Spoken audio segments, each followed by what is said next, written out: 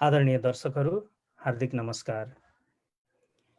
अहिले हामी एउटा सञ्चारसँग सम्बन्धित कार्यक्रमलाई लिएर यहाँहरू समक्ष आज आइपुगेका छौँ।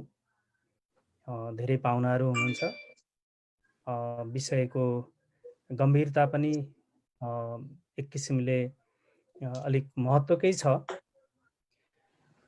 र म गुणराज लुइटेल, यो इन्जा अन्तर्राष्ट्रिय रूपमा नेपाली पत्रकारहरूको अन्तर्राष्ट्रिय सञ्जाल इन्जाको तर्फबाट यहाँहरू समक्ष आइपुगेको छु र यहाँहरू यो कार्यक्रम अहिले Nepalese diaspora Baltimore eNeplis.com Virginia, त्यसै गरी इन्जा नेटवर्किङ डिसी क्षेत्रबाट चाहिँ हेर्दै हुनुहुन्छ।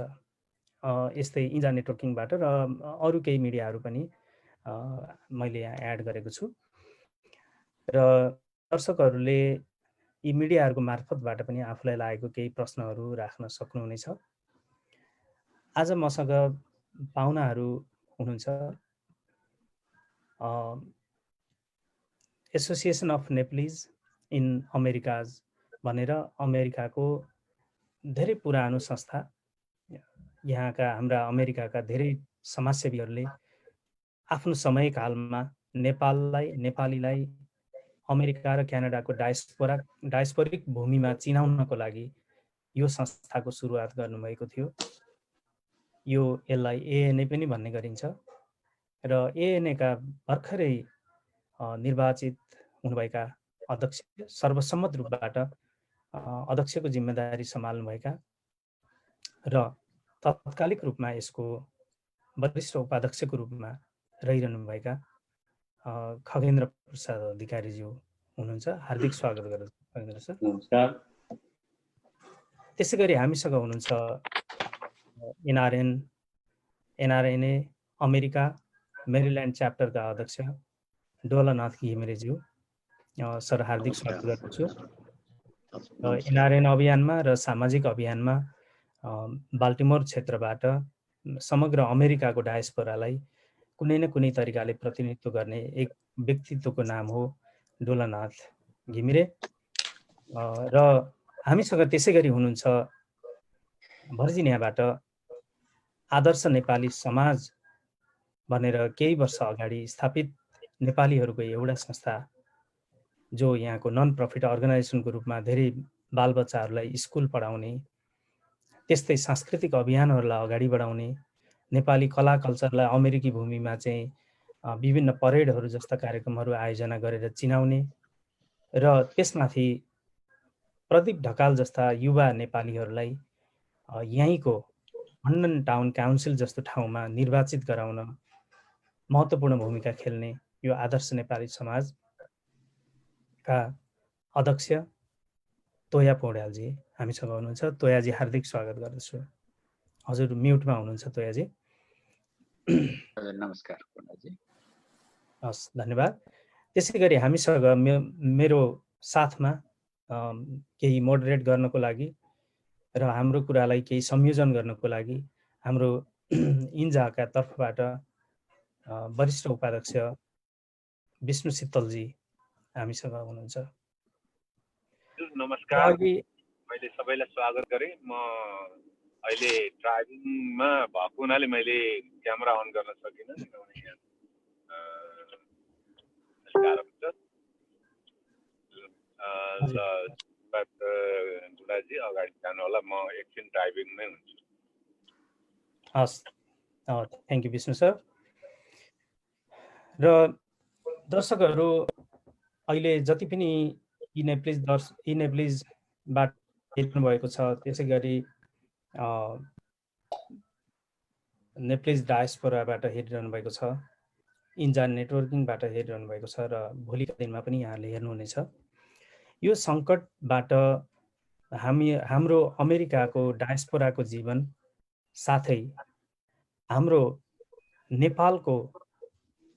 नेपाल भूमिमा नेपाली दाजुभाइ दिदीबहिनीहरू, विशेष त आज मैले बढी फोकस गर्न खोजेको सञ्चार जगत, सञ्चार, सुशासन, प्रजातन्त्र, वाक स्वतन्त्रता साथै एउटा समग्र चौथो अङ्गकै भूमिकामा पनि यो कोभिड महामारीको सङ्कटको पछिल्लो अवस्थामा धेरै सङ्कटहरू खडा भएका छन् र यस सन्दर्भमा डायस्पोराबाट हामी के टेवा पुर्याउन सक्छौँ, के गर्न सक्छौँ त भन्ने उद्देश्यबाट हामीले इन्जाको तर्फबाट पनि केही पहलहरू सुरु गरेका छौँ। त्यो कुरा म यहाँ जानकारी गराउन चाहन्छु। मेरा गेस्ट प्यानलमा जानु अगाडि अलिकति म भूमिका बताउन चाहन्छु कि दर्शकवृन्दहरूलाई अहिलेको सन्दर्भमा हामीलाई प्राप्त तथ्याङ्कहरू अनुसार लगभग 2000 भन्दा बढी सक्रिय पत्रकार साथीहरू, सञ्चारकर्मीहरू अहिले लगभग बेरोजगार प्रायको अवस्थामा हुनुभएको छ र कतिपय सञ्चार संस्थासँग सम्बन्धित भए तापनि उहाँहरूले पेमेन्ट पाउन सकिरहनु भएको छैन र सञ्चार गृहहरू आफै पनि समस्या झेलिरहेका छन् र आफ्ना प्रकाशनहरू बन्द गर्दै गइरहेका छन्। अहिले नेपाल अधिराज्यभरिको सङ्ख्या हेर्ने हो भने विभिन्न थरीका सञ्चार माध्यमहरू, रेडियो, टेलिभिजन, पत्र पत्रिका, अनलाइन इत्यादि सबैलाई जोडेर हामीले यदि हेर्ने हो भने एफएमहरू लगभग 700 को हाराहारीमा अहिले सञ्चालनमा छैनन् र ती सञ्चारहरूले आफ्नो ठाउँमा नेपालमा एउटा जनचेतना बढाउनको लागि, त्यहाँको स्थानीय विकासमा प्रेसर दिनको लागि, स्थानीय सरकारलाई सुशासनमा लैजानको लागि र हरेक स्थानीयवासीहरूको एउटा जीवनचर्यामा एक किसिमको एउटा महत्त्वपूर्ण भूमिका निर्वाह गर्नको लागि ती सञ्चार माध्यमहरूले त्यहाँ चाहिँ महत्त्वपूर्ण भूमिका खेलिरहेका थिए। स्थानीय जनताहरूले, स्थानीय अडियन्सहरूले, दर्शकहरूले हरेक बिहान 7 बजे समाचार सुन्ने गर्दथे। तर अहिले ती सञ्चार माध्यमहरू बन्द हुँदा त्यो समाचार त्यहाँ पुग्न सकिरहेको छैन। अर्को माध्यमबाट उहाँहरूले हेरिरहनु परेको छ, सुनिरहनु परेको छ। त्यसकारणले यो समस्याको घडीमा देशको स्वतन्त्रता, त्यहाँका विभिन्न अक्षुण्ण गरिएका संविधान प्रदत्त अधिकारहरू र समग्र चौथो अङ्गको भूमिका कमजोर हुँदाखेरि हुन सक्ने राष्ट्रियताका सङ्कटहरूदेखि लिएर एउटा चेक एन्ड ब्यालेन्स र सुशासनमा आउन सक्ने समस्याकै कुरालाई लिएर हामी चिन्तित छौँ र त्यो सञ्चार जगतलाई अझै उठाउनुपर्छ, अझै पनि केही न केही टेवा पुर्याउन सक्नुपर्छ भनेर हामीले कोसिस गरिरहेका छौँ र इन्जाले यो एउटा महाअभियान सुरु गरेको छ।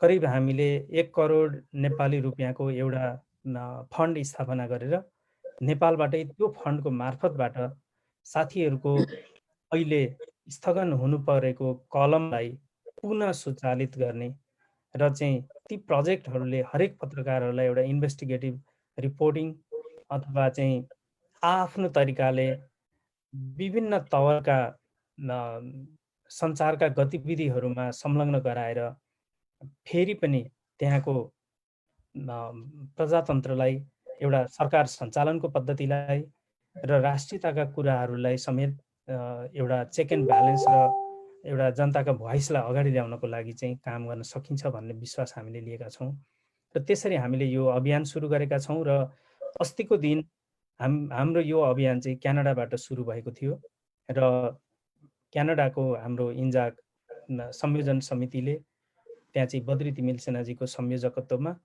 त्यहाँको इन्जाको टिमले त्यहाँ काम गरिरहेको छ र एनआरएन अध्यक्ष क्यानाडाका चिरञ्जीवी घिमिरेज्यू लगायत पूर्व अध्यक्ष गोपी काफ्लेजी लगायतका स्थानीय पाहुनाहरू उपस्थित भएर त्यहाँ उद्घाटन भएको थियो।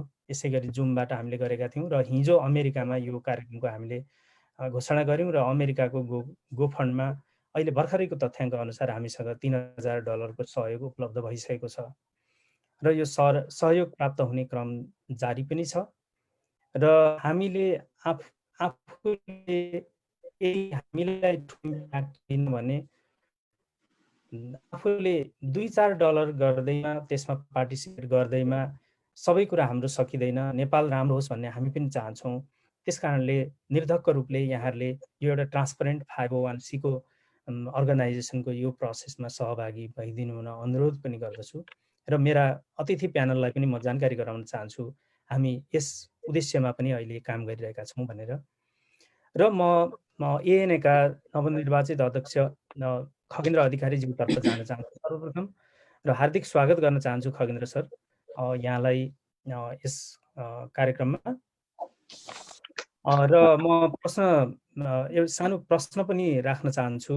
सर्वप्रथम त यहाँलाई हार्दिक बधाई दिन चाहन्छु, यो यस्तो महत्त्वपूर्ण गरिमामय पदमा यहाँ आइपुग्नु भएको छ, एउटा ठुलो जिम्मेदारी छ र एएनएले फेरि पनि आफ्नो एउटा पुनर्जीवन प्राप्त गरेर यहाँ डायस्पोराका विविध अर्गनाइजेसनसँग चाहिँ सहकार्य गर्दै आफ्नो भूमिकालाई प्रखर गर्नेछ भन्ने पूर्ण विश्वास पनि हामीले लिएका छौँ र यहाँलाई बधाईका 2 शब्द दिँदै म यो सिचुएसनलाई यहाँले यो कोरोना पछाडिको सिचुएसनलाई डायस्पोरा र स्वदेशको अवस्थालाई कसरी हेरिरहनु भएको छ, यसतर्फ थोरै विचार राखिदिनु हुन अनुरोध गर्दछु। धन्यवाद गुणराज लुटेलजी, इन्जा अध्यक्ष।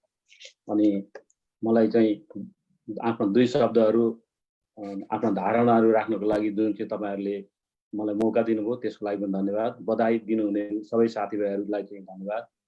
अनि यो चाहिँ नेप्लिज डायस्पोरा, नेप्लिज अनि इन्जा नेटवर्किङ र अन्य लगायतका मिडियाहरूबाट जुन प्रचार प्रसार गरेर चाहिँ लाइभ गराउनु भएको छ, उहाँहरू सबैजनालाई चाहिँ हार्दिक नमस्कार र तपाईँहरूलाई चाहिँ विशेष धन्यवाद। र यो लाइभ मार्फत संसारभरिबाट जसले अहिले यो कार्यक्रमलाई हेरिरहनु भएको छ, सुनिरहनु भएको छ र जो मानिसहरू अहिले नभ्याएर भोलि कुनै बेला सेभ गरेको भिडियोलाई चाहिँ के भनेदेखि हेरेर पनि चाहिँ यस कार्यक्रमको महत्त्वलाई बुझ्नको लागि चाहिँ उपस्थित हुनुहुनेहरू सबैलाई हार्दिक हार्दिक नमन गर्दछु। म खगेन्द्र अधिकारी, एएनए नवनिर्वाचित अहिलेको चाहिँ नयाँ प्रेसिडेन्ट। उहाँले भनिसक्नुभयो मेरो परिचय। म अमेरिकाको संयुक्त राज्य अमेरिकाको म वासिङटन डिसी भर्जिनियामा बस्दछु। अब यो निश्चय नै विषयवस्तुतिर जाउँ। निश्चय नै यो अहिलेको कोभिड-19 को महामारीले संसारभरिका सबै देशहरूमा विकराल परिस्थिति बनाएर जनजीवनमा तहस-नहस पारिरहेको विषयमा हामी तपाईहरू सबैलाई भोगिरहेको विषय हो। यसमा हामी अमेरिकामा रहेका र हाम्रो मातृभूमि नेपालमा रहेका सबैलाई यसले छोडेन। हामी यसबाट चाहिँ सबै पीडित छौँ। अब धनी देशमा बसेर पनि हामीहरूले यो समस्यालाई कुन रूपमा बुझेका छौँ भन्ने कुरो अमेरिकामा बस्नुभएका डायस्पोराका सबै मानिसहरूले यो फिल गरिरहेको विषय हो। तथापि हाम्रो देश त कति चाहिँ योभन्दा चाहिँ कति समस्या र गरिबीबाट धानिएर अगाडि बढ्दै गरेको विकासोन्मुख चाहिँ परिस्थितिमा गएको देशलाई सारा कुराहरू ठप्प बनाएर अहिले हाम्रा सबै चिजहरू लगभग तहस-नहस भएका छन्। तीस मध्येमा राज्यका नेपालकै कुरा गर्दाखेरि नेपालको संविधानले प्रदत्त गरेका सरकारका चाहिँ विभिन्न अङ्गहरूमध्ये यो चाहिँ यो हाम्रो सञ्चार माध्यम एउटा चौथो अङ्गभित्र पर्दछ र यो चाहिँ अरू बाँकी 3टा अङ्गहरूको एउटा अनुन्याश्रित एउटा पर्यायवाची चाहिँ के भनेदेखि रूपमा भूमिका खेलेको हाम्रो चाहिँ यो संसारभरिकै चाहिँ पृष्ठभूमिमा नेपालको चाहिँ के भनेदेखि सञ्चार माध्यमले पनि त्यस रूपमा भूमिका खेलिरहेको कुरा कसैको सामु लुकेको छैन। निश्चय नै हो नेपालमा विभिन्न टाइममा विभिन्न किसिमका राजनीतिक अदलबदलहरू भए, परिवर्तनहरू भए, त्यसमा मिडियाको चाहिँ सञ्चारकर्मीहरूको चाहिँ एउटा बौद्धिक चाहिँ कलम चलाउने मानिसहरूको चाहिँ जुन एउटा ब्रेनबाट के जुन जनभावनामा जनमानसमा चाहिँ जुन एउटा चेतना फैलाउने काम चाहिँ गर्नुभएको थियो।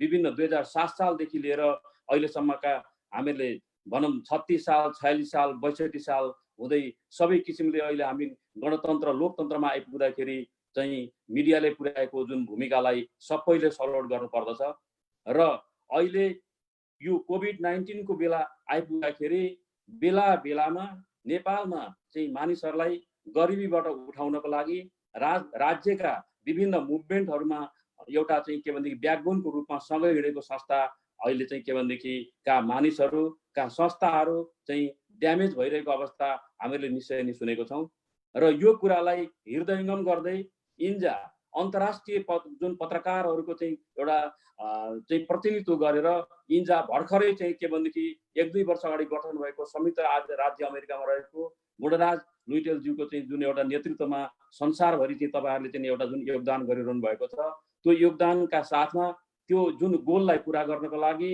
तपाईहरुले नेपालका मिडियाहरूलाई पनि जोडेर जानुभयो, संसारभरि जोडिँदै गर्दाखेरि नेपालका मिडियाहरू पनि जोडिनुभयो र त्यो परिवारभित्रका मानिसहरूलाई पीडा हुँदा तपाईँहरूले त्यो बोध गर्नुभयो र निश्चय नै हामी एउटा विकसित मुलुकमा बसेका मानिसहरूले केही गर्न सक्छौँ भने उहाँहरूलाई चाहिँ के भनेदेखि सहयोग गरौँ भनेर 2-3 दिन अगाडि मात्रै गो फन्ड मार्फत तपाईँहरूले एउटा सहयोगको चाहिँ के भनेदेखि अपेक्षा राखेर संसारभरि रहेका चाहिँ मानिसहरू डायस्पोराका चाहिँ सबै मानिसहरूसँग चाहिँ एउटा अपिल चाहिँ तपाईँहरूले पुर्याउनु भएको छ, कार्यक्रमहरू गर्नुभएको छ। निश्चय नै त्यो एउटा मानवीय रूपमा ज्यादै नै मानिसहरूलाई चाहिँ के भनेदेखि मनैबाट जोड्ने काम तपाईँहरूले चाहिँ उहाँहरूको सहयोगको लागि थालेको थालनीबाट प्रष्ट भएको कुरा कसैको सामु लुकेको छैन, सबैले देखेका छौँ। यो मानवीय पीडामा तपाईँहरूले संयुक्त राज्य अमेरिका मात्रै नभएर अब मैले आफ्नोले जुन नेतृत्व गरिरहेको संस्थाको चाहिँ तर्फबाट भन्नुपर्दा हामीहरूले चाहिँ नर्थ अमेरिकाका चाहिँ क्यानाडा, संयुक्त राज्य लगायतका देशहरूलाई प्रतिनिधित्व गर्छौँ र म भन्छु अघि भन्नुभयो इन्जा अध्यक्षले चाहिँ क्यानाडाका पत्रकार साथीहरूको पनि जुन सहभागितामा यो पहल अगाडि बढेको छ भनेर भन्नुभयो, मलाई खुसी लाग्यो र म उहाँहरू समेतलाई लिएर यो अमेरिका क्षेत्रका सबै सङ्घ संस्थाहरू, सबै चाहिँ नि महानुभावहरू, व्यक्तित्वहरू सबैलाई चाहिँ यो मिसनमा जोडिएर एउटा चाहिँ के भनेदेखि हातमा हात मिलाएर त्यहाँ चाहिँ जुन पत्रकारहरू अघि उहाँले चाहिँ केही डाटाहरू दिनुभयो, मैले पनि केही चिजहरू चाहिँ समाचार माध्यमबाट मैले बुझेँ।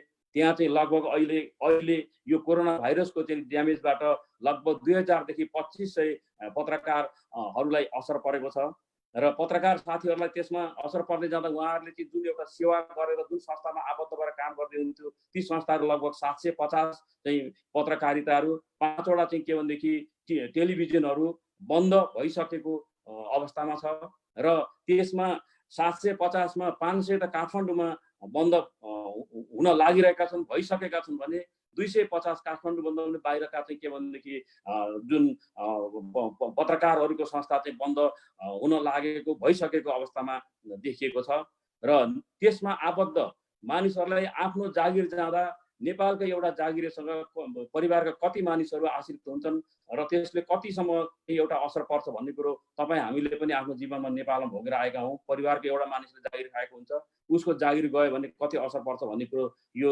सबैको सामु छर्लङ्ग छ र त्यसमा चाहिँ अहिले आएर नेपालका चाहिँ के भनेदेखि ठुलै भनाउँदा जुन भनेर भनिएका के भनेदेखि पत्रकारिताका अफिसहरूले आफ्ना चाहिँ श्रमिकहरूलाई बलजपत के भनेदेखि तपाईँहरू छुट्टीमा बसिदिनुहोस्, बेतलबी बिदा लिइदिनुहोस् भनेर एकदम प्रेसर गरिराखेको। त्यति मात्र नभएर उहाँहरूलाई चाहिँ के भनेदेखि त्योभन्दा अगाडिको तलब पनि प्रदान गरि नराखेको अवस्थामा उहाँहरू चाहिँ एकदमै विचलित अवस्थामा पर्नु भएको छ र यो विचलित अवस्थालाई अल्पकालीन रूपमा भए पनि केही गरौँ, एउटा चाहिँ राहत चाहिँ कमसेकम चाहिँ गर्न सक्यो भने यो एउटा मानवीय रूपमा जोडिएको फिलिङ हुन्छ भनेर तपाईँहरूले एउटा मिसन थाल्नुभयो। त्यो मिसनको लागि तपाईँहरूलाई चाहिँ धेरै धेरै धन्यवाद, आभार व्यक्त गर्दै म तपाईँहरूको यो मिसनको शुभकामनाको लागि चाहिँ म भगवानसँग प्रार्थना पनि गर्दछु।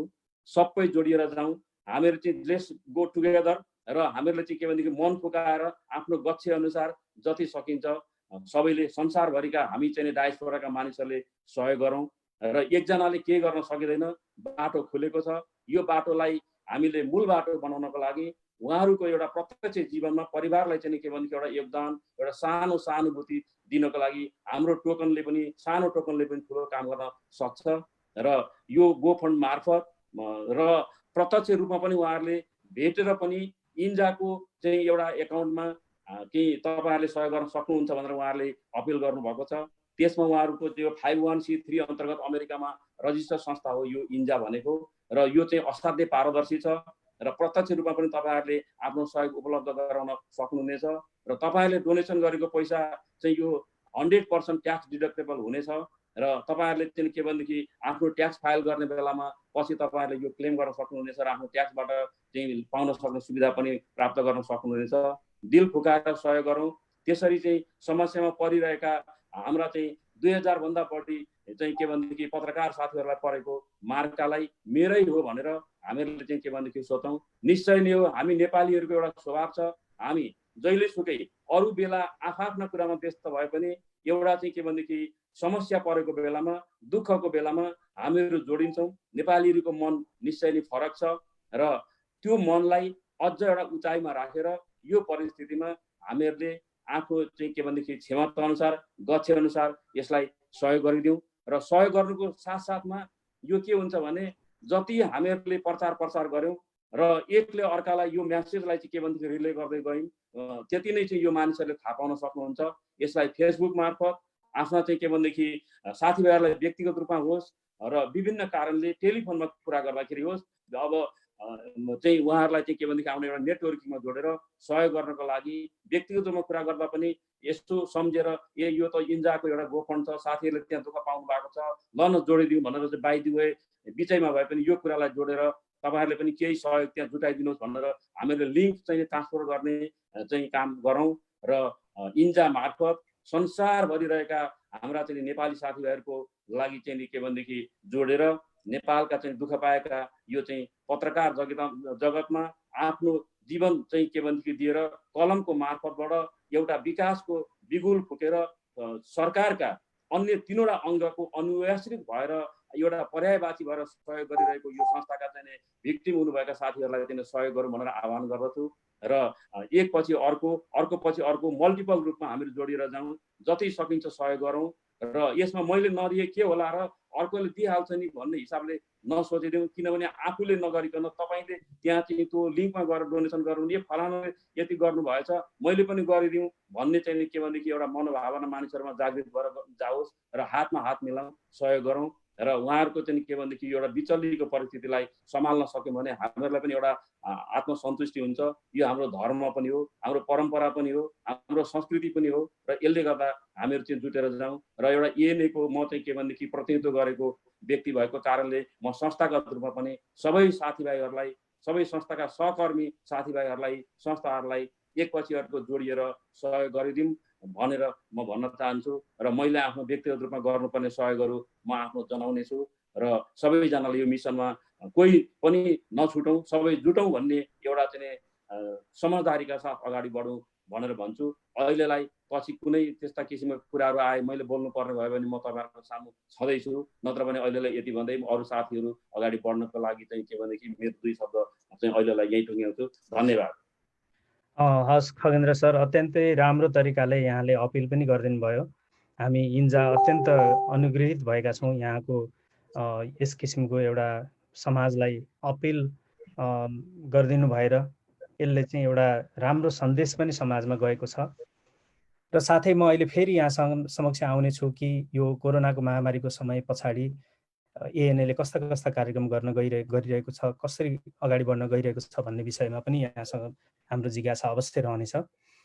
र म अब हाम्रा छिमेकी राज्य यहाँ अहिले हामी बसिरहेको स्टेट भर्जिनियाबाट छिमेकमै उत्तरतिर जोडिएको मेरील्यान्ड राज्यका एनआरएनका अध्यक्ष डोलनाथ घिमिरेज्यूलाई एनआरएन मेरील्यान्डले के कस्तो काम गरिरहेको छ र यस किसिमका सङ्कटका अवस्थामा सञ्चालित अभियानहरूलाई कसरी हेर्नुहुन्छ भनेर एउटा प्रश्न राख्न चाहन्छु।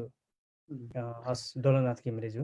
हजुर, धन्यवाद गुणराज लुइटेलज्यू तथा यो कार्यक्रममा हामीसँगै साथमै एउटै उसमा चाहिँ आफ्नो विचार राखिसक्नुभयो खगेन्द्रजी, हाम्रो विष्णु शीतलजी, त्यस्तै गरी हाम्रो तोया पौडेलजी, सबैलाई मेरो नमस्कार। र आज सर्वप्रथम आज यो तपाईँको लोकप्रिय र गरिमामय इन्जा नेटवर्किङमा हामीलाई यसरी आफ्ना विचारहरू राख्ने मौका दिनुभएकोमा यो कठिन घडीमा जो जहाँ छ जसरी हामी आफ्नो आफ्नो ठाउँबाट यो कोभिड-19सँग लडिराखेका छौँ यो विषयमा लगायत विश्वभरि यो अहिलेको सङ्क्रमण कालमा पर्न गएको कठिनाइको विषयमा एक आपसमा चाहिँ आफ्ना कठिनाइ सुख दुःख सबै कुरा सेयर गर्ने मौका दिनुभयो। म तपाईँ लगायत सम्पूर्ण अन्य इनेप्लिज नेपाली डायस्पोरा इन्जा नेटवर्किङ सबैलाई म हार्दिक धन्यवाद दिन चाहन्छु। र यो कार्यक्रम सुनेर हेरेर बस्नुहुने सम्पूर्ण दर्शक वृन्द तथा आउँदा दिनहरूमा सुन्नुहुने सबैलाई मेरो हार्दिक नमन छ। म सबैलाई नमस्कार गर्न चाहन्छु। म Dolonath Ghimire, Maryland NRN Maryland chapter सभापति, स्वीकार्नु होला। सर्वप्रथम गुणराजजी, अब यो सबैलाई सर्वविदितै छ, सबैले तपाईको यो संसारभरि नै सबैले महसुस गरेको सायद भोलिका दिनमा यस्ता दिन नआउन्। यो कोभिड-19 को संक्रमण, यो कोभिड-19 को कठिनाई सबैले झेलेर बस्नु परेको छ। तपाईको जन्मभूमिसँग हामी दिनरात चाहिँ कनेक्सन छौँ। त्यसमा पनि एनआरएन भन्ने संस्था एउटा देश छोडेर, मातृभूमि छोडेर विदेश हिँडेपछि हामी सबै नै एनआरएन भएका छौँ र त्यस संस्थामा रहेर गैर आवासीय नेपाली दाजुभाइ दिदीबहिनीहरूको सम्बन्धमा सम्पूर्ण कथा, दुःख पीडाहरूसँग चाहिँ नजिक रहेर हामी आफूले जे सकिन्छ आफ्नो क्षेत्रबाट कार्य गरिरहेका छौँ। एनआरएन मेरील्यान्ड च्याप्टर सुरुका दिनदेखि तपाईको मेरील्यान्ड क्षेत्रमा रहेका सम्पूर्ण नेपाली समाजहरूसँग निकट रहेर सुरुका दिनहरूमा एउटा व्यक्तिगत तथा पारिवारिक आधारमा एउटा तपाईको सम्पर्क गरेर सान्त्वना दिएर यो के हो कसो हो भन्ने एउटा सबैलाई चाहिँ त्राइमाम डरको समयमा त्यसरी सुरुवात गरेर तपाईको आफ्नो उलाई चाहिँ सुरक्षित रहन्छ रहँदैन भन्ने कुरा पनि ख्याल नगरिकन हामी वास्तवमा मेरील्यान्ड च्याप्टर एनआरएन हामी लागिरहेका छौँ। अहिले पनि हामी लागिरहेका छौँ। संजोगले तपाईको भर्जिनिया, मेरील्यान्ड अलिकति यो पछिल्लो उसमा हामी पछाडि नै छौँ संक्रमितको हिसाबले। तथापि अझै हामी ढुक्क भएर बस्न सक्ने अवस्था छैन। अब विभिन्न हामीले विगतमा यो विद्यार्थी स्टुडेन्ट भाइ बहिनीहरूलाई सहयोग गर्ने कार्यक्रममा भर्जिनियाको च्याप्टरलाई पनि सहभागी गराएर त्यस क्षेत्रका विद्यार्थी भाइ बहिनीहरूलाई पनि हामीले हाम्रो यहाँबाट गर्ने सहयोग प्रदान गर्ने कार्यक्रममा उहाँहरूलाई केही त हामीले डेलिभरी पनि गऱ्यौँ, केही भाइ बहिनीलाई हामीले यहीँ बोलाएर सहयोग गऱ्यौँ। अब यो अवस्था फेरि दोहोरिन सक्ने, सेकेन्ड फेज आउन सक्ने अवस्था पनि छ भन्ने एउटा हल्ला छ। अब भगवानलाई चाहिँ प्रार्थना गरौँ यस्तो नहोस्, नदोहोरियोस् फेरि पनि। अब हामी बिस्तारै काममा जाने, बिस्तारै चाहिँ आफ्नो उसमा जाने भनेर चाहिँ सरकारले घोषणा गरेको अवस्था छ। सबैलाई सर्वविदितै छ, सबै जान पनि लागिरहेका छौँ। तर के हुन्छ भोलि अन्यलको अवस्थामा तपाईँ हामी सबै नै त्यसरी एउटा दुविधामा बाँच्नु परेको अवस्था छ। यो अवस्थामा म सबैलाई, सबै नेपाली समाज, सबै नेपाली दाजुभाइ दिदीबहिनीहरूलाई धैर्यताका साथ एउटा आफ्नो कर्म, आफ्नो एउटा लगनशीलतालाई कति पनि डग नमगाइकन हामी धैर्यता गरौँ। अवश्य पनि हामी लाई सुरक्षित साथ हामी अघि बढ्न सक्छौँ। र अब मेरील्यान्ड च्याप्टरले मैले यो तपाईँको ले दिनुभएको टाइममा सबै कार्यक्रमहरूको विषयमा अब एउटा टाइम पनि म साथीहरूलाई पनि दिन चाहन्छु। सर्वप्रथम म सबैलाई यो सङ्क्रमित टाइममा चाहिँ सुरक्षित रहनु होला। यो तपाईँको पत्रकार विशेष गरी इन्जा, अमेरिकामा इन्जाले गरेको यो अहिलेको तपाईँहरूको अभियानमा हामी मेरील्यान्ड च्याप्टर साथ छौँ। कुन हिसाबले तपाईँको गोफन्ड मा सबै साथीभाइहरूलाई चाहिँ आर्थिक हिसाबले सहयोग गरौँ भनेर हामी व्यक्तिगत हिसाबले लगायत हाम्रो संस्थागत हिसाबले म सबैसँग एकचोटि सम्पर्क गर्ने कोसिस गर्छु, सम्पर्क गर्ने पनि छु। र यो नेपालमा जुन किसिमको अब यहाँ त बरु हामीलाई सरकारको सपोर्ट छ, त्यति धेरै कठिनाइ छैन। नेपालमा जुन हिसाबले नेपाल दाजुभाइहरू मुख्यतया तपाईँको पत्रकारिता क्षेत्रका मित्रहरूलाई जुन कठिनाइ छ त्योबाट केही रूपमा भए पनि मुक्ति दिलाउनको लागि तपाईँ हामी विदेशमा रहेका दाजुभाइले जे सक्छौँ त्यो सहयोग गरौँ भनेर म लगायत मेरो संस्थाको तर्फबाट म हार्दिक अनुरोध गर्दछु। यो कार्यक्रम हेरेर बस्नुहुने सम्पूर्ण दर्शक वृन्दहरूलाई पनि म हार्दिक अनुरोध गर्दछु तपाईँले दिनुभएको यो टाइमसँगै। त्यस्तै अब कुनै अल्पकालीन अन्य कुनै किसिमले हामीले मेरील्यान्ड च्याप्टरको तर्फबाट यहाँलाई थप यो जिम्मेवारी लिइदिएर हामीलाई हाम्रो यो अभियानमा चाहिँ थप सहयोग गरिदिनु हुनेछ भनेर केही अनुरोध गर्नुभयो, केही जानकारी थाहा दिनुभयो भने हामी त्यसको लागि पनि थप तयार छौँ भन्दै म अहिलेलाई चाहिँ मेरो आफ्नो 2 शब्द यहीँ भन्छु। फेरि कार्यक्रम अगाडि बढ्दै जाँदा केही कुरा राख्नु परेमा म फेरि आउनेछु। Thank you. हस्, डोलानाथ घिमिरेज्यू बाल्टिमोर मेरील्यान्डका एनआरएन च्याप्टरका अध्यक्ष हुनुहुन्छ र दर्शकवृन्द यहाँहरू अहिले यो कार्यक्रमलाई हेरिरहनु भएको छ यी नेप्लिजको फेसबुक लाइभबाट, त्यसै गरी नेप्लिज डायस्पोराको फेसबुक लाइभबाट, समय सन्दर्भ पेजको लाइभबाट र इन्जा नेटवर्किङबाट समेत र धेरै गहन विचारहरू राखिदिनु भयो हाम्रो केदार हाम्रो खगेन्द्र अधिकारीज्यूले, त्यसै गरी चाहिँ डोलानाथ घिमिरेज्यूले।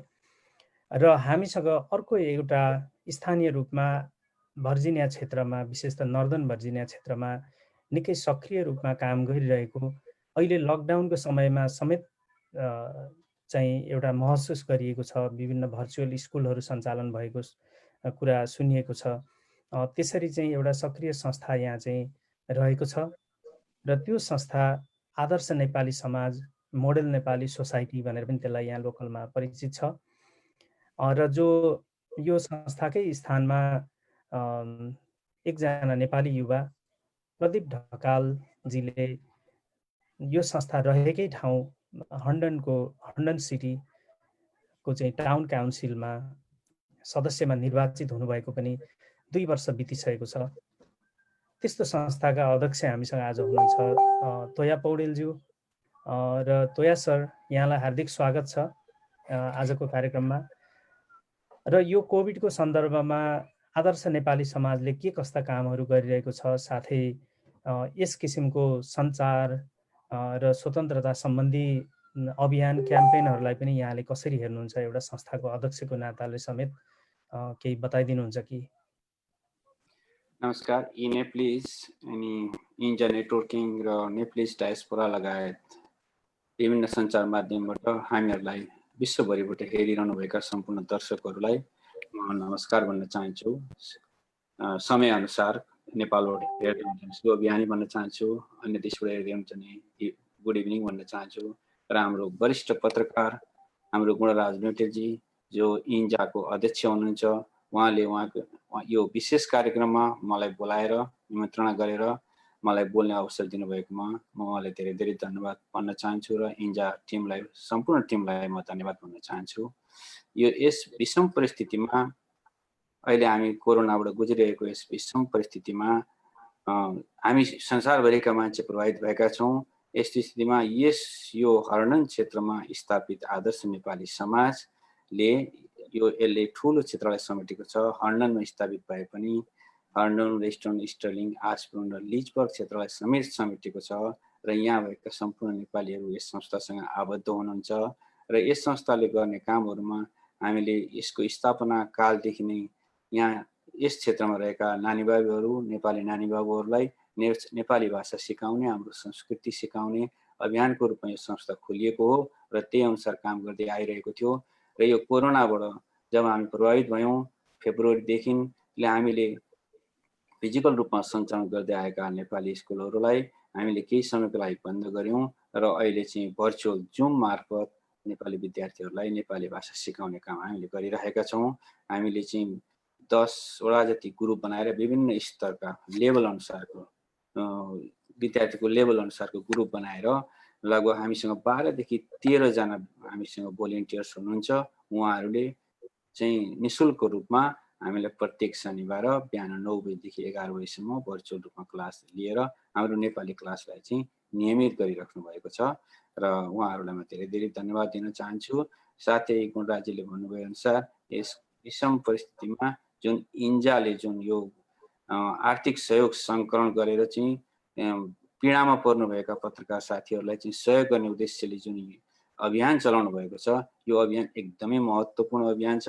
इन्जाले यसअघि पनि धेरै राम्रा कामहरूको लागि चाहिँ सहयोगको आशा गर्नुभएको थियो र सबै संसारभरिबाट सहयोग गरेर, जस्तै कमल पौडेल जस्तो जो चाहिँ ब्लड क्यान्सरबाट पीडित एकजना व्यक्ति जो 30 लाख रुपियाँ चाहिँ उहाँको उपचारको लागि चाहिँ सहयोग चाहेको थियो, उहाँको परिवारबाट चाहिँ त्यो सम्भव हुने थिएन र इन्जाले नै आफ्नो अभियान चलाएर चाहिँ त्यसमा लगभग मेरो जानकारी भएअनुसार लगभग 18 लाख रुपियाँ इन्जाले संसारभरिबाट सङ्कलन गरेर उहाँलाई चाहिँ हाम्रो उप प्रधानमन्त्री ईश्वर पोखरेलको उपस्थितिमा एउटा ठुलो कार्यक्रम नेपालमा गरेर उहाँलाई हस्तान्तरण गर्नुभएको थियो।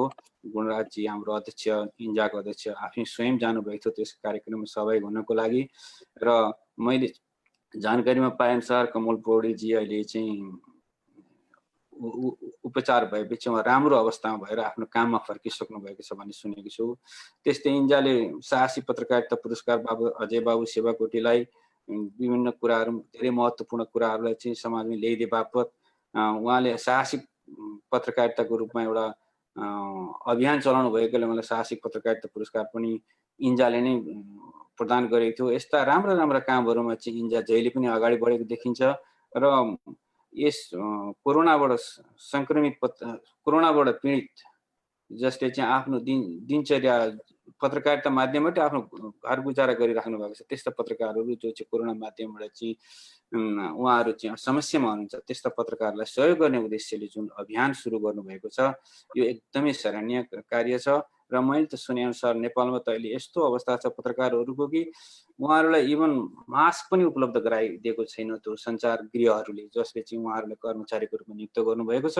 उहाँहरूले एउटा मास्क पनि उपलब्ध गराएको छैन, ग्लोभ्स पनि उपलब्ध गराएको छैन। तर सङ्क्रमितहरूको समाचार लिनलाई उहाँहरू चाहिँ क्वारेन्टाइन भएको बिरामीहरू भएको ठाउँमा जानुपर्ने हुन्छ। उहाँहरू रिस्क मोलेर गइराख्नु भएको छ त्यो ठाउँमा आफ्नो समाचारहरू सङ्कलन गर्नको लागि। उहाँहरूलाई त्यस किसिमको पनि सहयोग गर्नुपर्ने अवस्था छ। त्यस कार्यमा इन्जाले गरेको यस महान अभियानमा हामी संसारभरि रहेका नेपालीहरू जति सकिन्छ आफ्नो यथाशक्तिले, यति नै दिनुपर्छ भन्ने छैन, आफ्नो सहभागिता जनाउँ, सहयोग गरौँ र इन्जाको यस अभियानमा कोही पनि नछुटौँ भन्न चाहन्छु। र यति भन्दै अहिले म फेरि केही कुराहरू थप्नु पर्यो, म फेरि आउनेछु त्यसपछि। Thank you Gunraj ji. हस्, धन्यवाद तुला सर। यहाँले चाहिँ आदर्श नेपाली समाजका गतिविधि लगायत नेपालको पत्रकारिताको अवस्थाको पनि केही झलकहरू बताइदिनु भयो र इन्जाले गरेका कतिपय क्रियाकलापहरूमा पनि यति धेरै नलेज राख्नु भएको रहेछ त मलाई त्यति धेरै जानकारी थिएन कि यहाँले यति तयारी गर्नुहुन्छ भन्ने कुरा।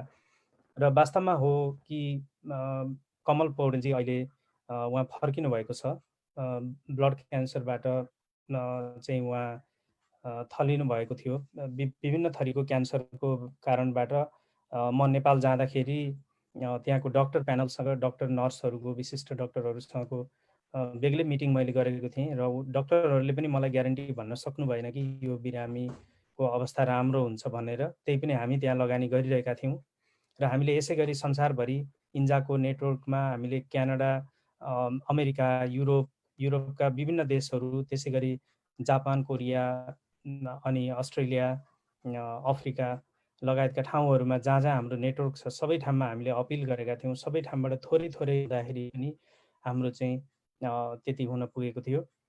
त्यस कारणले त्यो एउटा राम्रो काम भनेर हामीलाई प्रशंसा पनि भएको छ।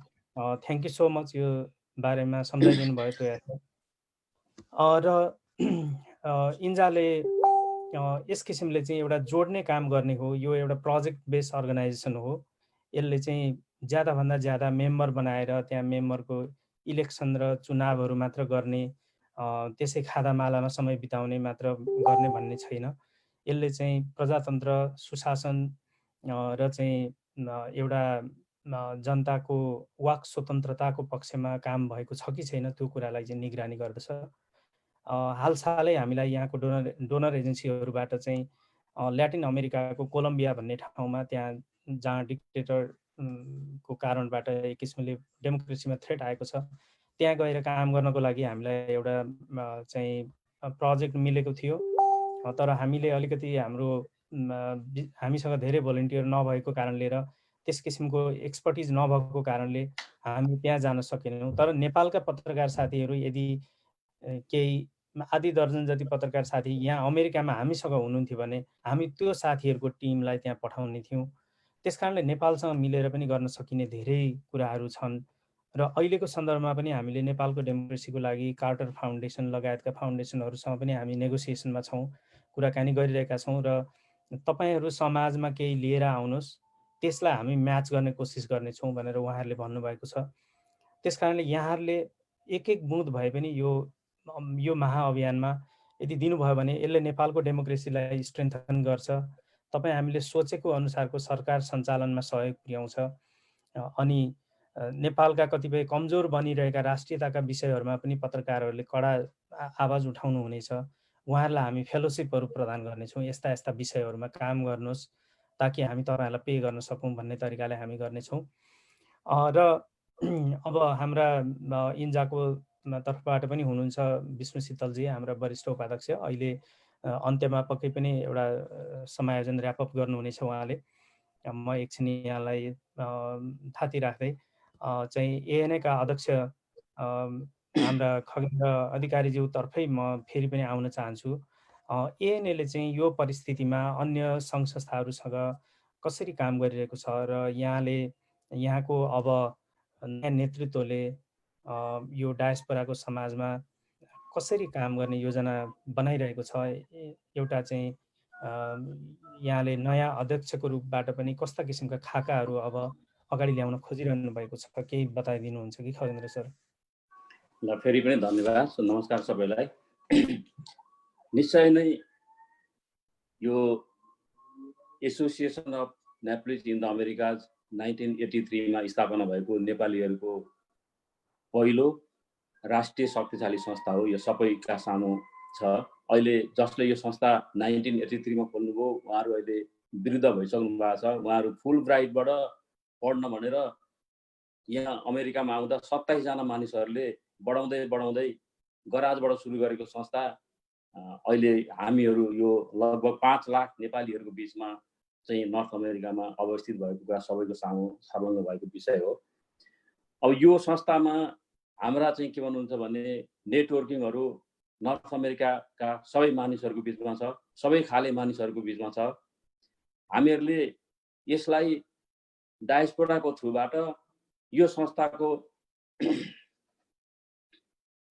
संस्थाको माध्यमबाट पार्टनरसिप कोलाबोरेसनमा गएर सबै स्थानीय, क्षेत्रीय र केन्द्रीय स्तरका संस्थाहरू सबैसँग मिलेर विगतदेखि नै हामीहरूले काम गरी आएकै छौँ। त्यसैको फलस्वरूप हामीहरूले विभिन्न संस्थाहरूले बेग्लै कन्भेन्सनहरू विगत वर्षहरूमा गर्नुहुन्थ्यो, तर यसले फाइनेन्सियली टाइमको कारणले विभिन्न किसिमले यो चाहिँ भौतिक रूपमा यो अलिकति उचित भएन भनेर चाहिँ सबै पार्टनर अर्गनाइजेसन, सिस्टर अर्गनाइजेसनहरूबाट गुनासो आइसकेपछि 2017 सालबाट हामीहरूले विभिन्न सङ्घ संस्थाहरूसँग जोडिएर कन्भेन्सनहरू गरेर नेपालको बारेमा पनि कुराकानीहरू गरेर कन्भेन्सन गर्ने प्रथा सुरु गरिसकेका छौँ। सर्वप्रथम हामीले सिकागोमा गऱ्यौँ, त्यसपछि पोहोर साल हामीले बाल्टिमोरमा गऱ्यौँ। यो वर्ष हामीहरूले चाहिँ के भनेदेखि डिसीमा गर्ने हाम्रो कार्यक्रम थियो, तर कोभिडको कारणले सकिएन। कसैले पनि हामीले फिजिकल प्रोग्रामहरू गर्न सकेनौँ। यो कोभिडको महामारीको बेलामा जसरी मैले चाहिँ के भनेदेखि 3 कर्मीहरू भनेर भन्ने गर्छु। एउटा त संसारभरि नै एउटा स्वास्थ्य कर्मीहरूले फ्रन्ट चाहिँ एउटा फेजमा रहेर र सुरक्षा कर्मीहरूले र सञ्चार कर्मीहरूले, यो 3 कर्मीहरूले चाहिँ संसारभरि चाहिँ एउटा भगवानको चाहिँ के भनेदेखि अवतारको रूपमा काम गरेर चाहिँ मानिसहरूलाई सेवा गर्नुभएको छ। आफ्नो ज्यानको पनि प्रवाह गर्नुभएको छैन र यो जुन 3 कर्मीहरूले लगाएको गुण कोही पनि मानिसहरूले आफ्नो जीवनकालमा बिर्सिन सक्दैनन् र त्यो गुणलाई आउने पुस्ताहरूले पनि यसलाई सम्झेर जानेछन्। इतिहासमा यो एउटा सुनौला चाहिँ अक्षरले लेखिनेछ र यो इतिहास भनेको एउटा सुनौलो इतिहास हुनेछ भन्ने सबैलाई लागेको छ। हामीहरूले हाम्रो संस्थाको माध्यमबाट बाहिर गएर केही कार्यक्रमहरू गर्न नसकिरहेको अवस्थामा पनि भित्र बसेर हाम्रो नेटवर्किङबाट, हाम्रो एएनए फ्यामिलीबाट, एएनए ग्रुपबाट विभिन्न किसिमले हामीहरूले आर्थिक चाहिँ रूपमा सहयोग गरेर होस्, बाटो चाहिँ के भनेदेखि एउटा चाहिँ नलेजको सेयर गरेर होस्, या त हामीहरूले चाहिँ के भनेदेखि कोही मानिसहरूलाई चाहिँ के भनेदेखि हामीहरूले वासस्थानमा सहयोग गर्नको लागि आह्वान गरेर होस्, विभिन्न ठाउँमा बसेका मानिसहरूले यो कुरा आह्वान गरेका छौँ। हामीहरूले आफैले चाहिँ के भनेदेखि भौतिक रूपमा अगाडि गएर हामीहरूले यो कामको थालनी गरेनौँ। जो आबद्ध संस्थाहरू, आबद्ध व्यक्तिहरूको माध्यमबाट हामीहरूले नेपालमा राहत होस् अथवा यही होस्, जसलाई चाहिँ असाध्यै इमर्जेन्सी चाहिँ के भनेदेखि अवस्थामा सहयोग गर्नै पर्ने मानिसहरूलाई हाम्रो नेटवर्किङबाट सहयोग पुगेको छ। र अहिले नै पनि यहाँ संयुक्त राज्य अमेरिकामा रहेका हामीहरू मध्येबाट पनि जस्तो यो अहिले सरकारले चाहिँ एउटा फेडरल गभर्मेन्टले स्टेट थ्रुबाट चाहिँ जुन एउटा रिलिफको चाहिँ के भनेदेखि आह्वान गरेर यो दिइरहेको छ, यसमा भाषाका कारणले मानिसहरूलाई के भनेदेखि ती राहत सुविधाहरू लिनको लागि चाहिँ आफ्ना एप्लिकेसन दरखास्तहरूलाई अगाडि बढाउन मुस्किल परिरहेको अवस्थामा हाम्रा सबै साथीहरूले विभिन्न ठाउँबाट सहयोग गर्नुभएको छ। व्यक्तिगत रूपमा म आफैले भन्नुपर्दा 1000 भन्दा बढी मानिसहरूलाई त मैले पनि सहयोग गरेँ होला। यो फोन कनेक्सनबाट होस्, उहाँहरूको चाहिँ दरखास्तमा चाहिँ के भनेदेखि सहयोग गरेर होस्, सहयोग गर्ने काम हाम्रा चाहिँ नेटवर्किङमा बसेका सबै चाहिँ मानिसहरूले गर्नुभएको छ। र प्लस यति मात्र नभएर के भनेदेखि हाम्रा डायस्पोराका संसारभरि छरिएर रहनुभएका थिङ्क ट्याङ्कहरूको मार्फतबाट नेपाल सरकारलाई हामीले प्रत्यक्ष रूपमा आर्टिकलहरू लेखेर होस् अथवा हाम्रा चाहिँ आइडियाहरू सेयर गरेर होस्, हामीले परराष्ट्र मन्त्रालय मार्फत, योजना आयोग मार्फत नेपाल सरकारलाई के भनेदेखि हाम्रा नलेजहरू, यो चाहिँ जुन मानिसहरू चाहिँ अहिले विदेशबाट चाहिँ नेपालमा चाहिँ फर्किनुपर्ने बाध्यताका कुराहरू, तिनीहरूलाई चाहिँ के भनेदेखि व्यवस्थापन गर्नुपर्ने कुरामा आवश्यक पर्ने विषयहरूलाई चाहिँ के भनेदेखि कसरी यसलाई चाहिँ एउटा सेटलमेन्ट दिने भन्ने विषयमा किन नहोस्, आर्थिक सहायता नेपालमा अहिले भइरहेका कमी कमजोरीहरूलाई सरकारलाई विभिन्न पक्षबाट चाहिँ के भनेदेखि लागिरहेका आरोपहरूको बारेमा यो के हो भनेर हामीहरूले चाहिँ के भनेदेखि त्यसको एउटा स्पष्ट धारणाहरू उहाँहरूलाई नेपाल सरकारलाई सहयोग हुने गरी चाहिँ थिङ्क ट्याङ्कको रूपमा हाम्रा मानिसहरूले चाहिँ हाम्रा विज्ञहरूले नलेज सेयरिङ गरिरहेको अवस्था छ। मैले भने अघि 3 कर्मीहरू, सञ्चारकर्मी, सुरक्षाकर्मी र चाहिँ के भनेदेखि स्वास्थ्य कर्मीहरूले जुन यो चाहिँ यो एकजुट भएर चाहिँ के भनेदेखि सहयोग गरिरहेको ठाउँमा हाम्रो मिसनले पनि, हाम्रो संस्थाले पनि हाम्रा इन्भल्भमेन्टहरू त्यहाँ चाहिँ पुर्याएका छौँ र त्यो प्रत्यक्ष होस् अथवा परोक्ष रूपमा यो चिज भएको छ। तर म यो भन्दै गर्दा यो भन्न कि हामी सिधै स्ट्रिटमा गएर यो काम गर्नको लागि हाम्रो नेटवर्किङ धेरै फराकिलो छ। तपाईँहरूले यो कुरा बुझ्नु भएको छ। कुनै एउटा चाहिँ लोकेसनमा मात्रै हाम्रो क्षेत्र हुँदैन। हामीले चाहिँ यसले चाहिँ अमेरिकामा मात्रै नभएर क्यानाडा पनि हाम्रो क्षेत्र हो, त्यहाँ पनि परेको छ। त्यहाँ हुनुहुने साथीहरूले पनि त्यहाँ सहयोग गर्नुभएको छ। हामीले संयुक्त राज्य अमेरिकामा हामीले यहाँ गरेका छौँ र नेपालको लागि हाम्रा नेटवर्किङका थिङ्क ट्याङ्क्सहरू सबै मिलेर चाहिँ नेपाल सरकारलाई सहयोग गरिरहेको अवस्था छ। र यो पनि तपाईँहरूलाई मैले भन्न जरुरी छ। हालै मात्र चाहिँ के भन्नुहुन्छ भने यो चाहिँ जुन नेपाल सरकारको तर्फबाट सरकारका अर्थमन्त्री, सञ्चार मन्त्री, सरकारका प्रवक्ता डाक्टर युवराज खतिवडा हामीले विभिन्न आर्टिकलहरू लेख्यौँ, प्रत्यक्ष रूपमा हाम्रो नलेजहरू सेयर गऱ्यौँ। अहिले अन्ततः गत्वा चाहिँ आएर फलीभूत रूपमा अगाडि बढ्नको लागि हिजो मात्रै के भनेदेखि त्यहाँ चाहिँ एउटा चाहिँ तपाईँको निर्माण तथा विकास समितिको बैठक बसेको थियो र त्यो बैठकमा सञ्चारकर्मीहरूलाई चाहिँ सञ्चार माध्यमहरूबाट के भनेदेखि सरकारले हेरेन भनेर चाहिँ जुन एउटा कम्प्लेन आइरहेको थियो, तथापि विभिन्न क्षेत्रहरूबाट आइरहेका छन्। तर सरकारको चाहिँ महत्त्वपूर्ण एउटा अङ्ग, चौथो अङ्गलाई चाहिँ रेस्पेक्ट गरेर सञ्चार मन्त्रीले के भनेदेखि यसलाई दीर्घकालीन रूपको बारेमा त सहकार्य गरौँला, अगाडि बसेर कुराकानीहरू गरौँ, तर एउटा अल्पकालको लागि भए पनि भनेर उहाँले विकास तथा निर्माण समितिमा को मिटिङमा आफ्नो कुरा धारणा राख्नु भएको छ। उहाँले सञ्चार जगतलाई, पत्रकार जगतलाई एउटा चाहिँ के भनेदेखि हेरौँ, तथापि भोलि हामीले यो कुरा देख्नेछौँ, एउटा मनले भए पनि एउटा सान्त्वना दिलाउने कुरा गर्नुभएको छ। उहाँले भन्नुभएको छ कुनै पत्रकार एउटा चाहिँ के भनेदेखि कुनै श्रमिक जहाँजान तपाईहरुले चाहिँ के भनेदेखि जागिरबाट निकाल्ने, उसको तलब रोक्ने र यस्ता कामहरू तपाईहरुले गर्न पाउनुहुन्न भनेर एउटा आदेशकै रूपमा चाहिँ के भनेदेखि उहाँहरूलाई चाहिँ सुसूचित गर्ने काम सरकारको तर्फबाट पनि पत्रकार जगतलाई रेस्पोन्स भएको छ। आशा गरौँ हाम्रा साथीहरूलाई, हाम्रा सञ्चारकर्मी परिवारका साथीहरूलाई चाहिँ के भनेदेखि सरकारले हेर्नुपर्छ, एउटा चाहिँ नैतिक मोरल चाहिँ के भनेदेखि अब्लिगेसनको रूपमा लिएर यसलाई चाहिँ के भनेदेखि हामीहरूले संसारभरिबाट त्यसमा नेतृत्व चाहिँ अग्रगामी रूपमा जुन इन्जाले गरेको छ आफ्नो नेटवर्किङमा, त्यस कुरालाई चाहिँ के भनेदेखि सफलीभूत पार्नको लागि सरकारको तर्फबाट पनि ध्यान आकर्षण हुनेछ भन्ने कुरामा विश्वास राख्दछु। र हामीहरूले चाहिँ के भनेदेखि मैले यति नै भन्छु, उपसमारमा प्रत्यक्ष वा परोक्ष रूपमा हामी हाम्रो नेटवर्किङमा बसेर मानिसहरूसँग सम्बन्धमा रहेको म चाहिँ निवेदन तपाईहरुको सामु राख्न चाहन्छु। र अहिले तपाईले एएनएले के गरेको थियो र के गर्नु पर्ला भन्ने विषयमा प्रश्न सोध्नु भएकोले म यही प्रश्नभित्र कन्सन्ट्रेट भएर मैले आफ्नो धारणा राखेँ र पछि अरू कुराहरू आएमा मैले थप विषयवस्तुमा पनि मेरो आफ्नो धारणा प्रकाश पार्नेछु भन्दै अरू साथीहरूलाई चाहिँ के भनेदेखि आफ्नो धारणा राख्नको लागि समय मिलोस् भनेर मेरो दुई शब्द अहिलेलाई यही टुङ्ग्याउँछु। धन्यवाद।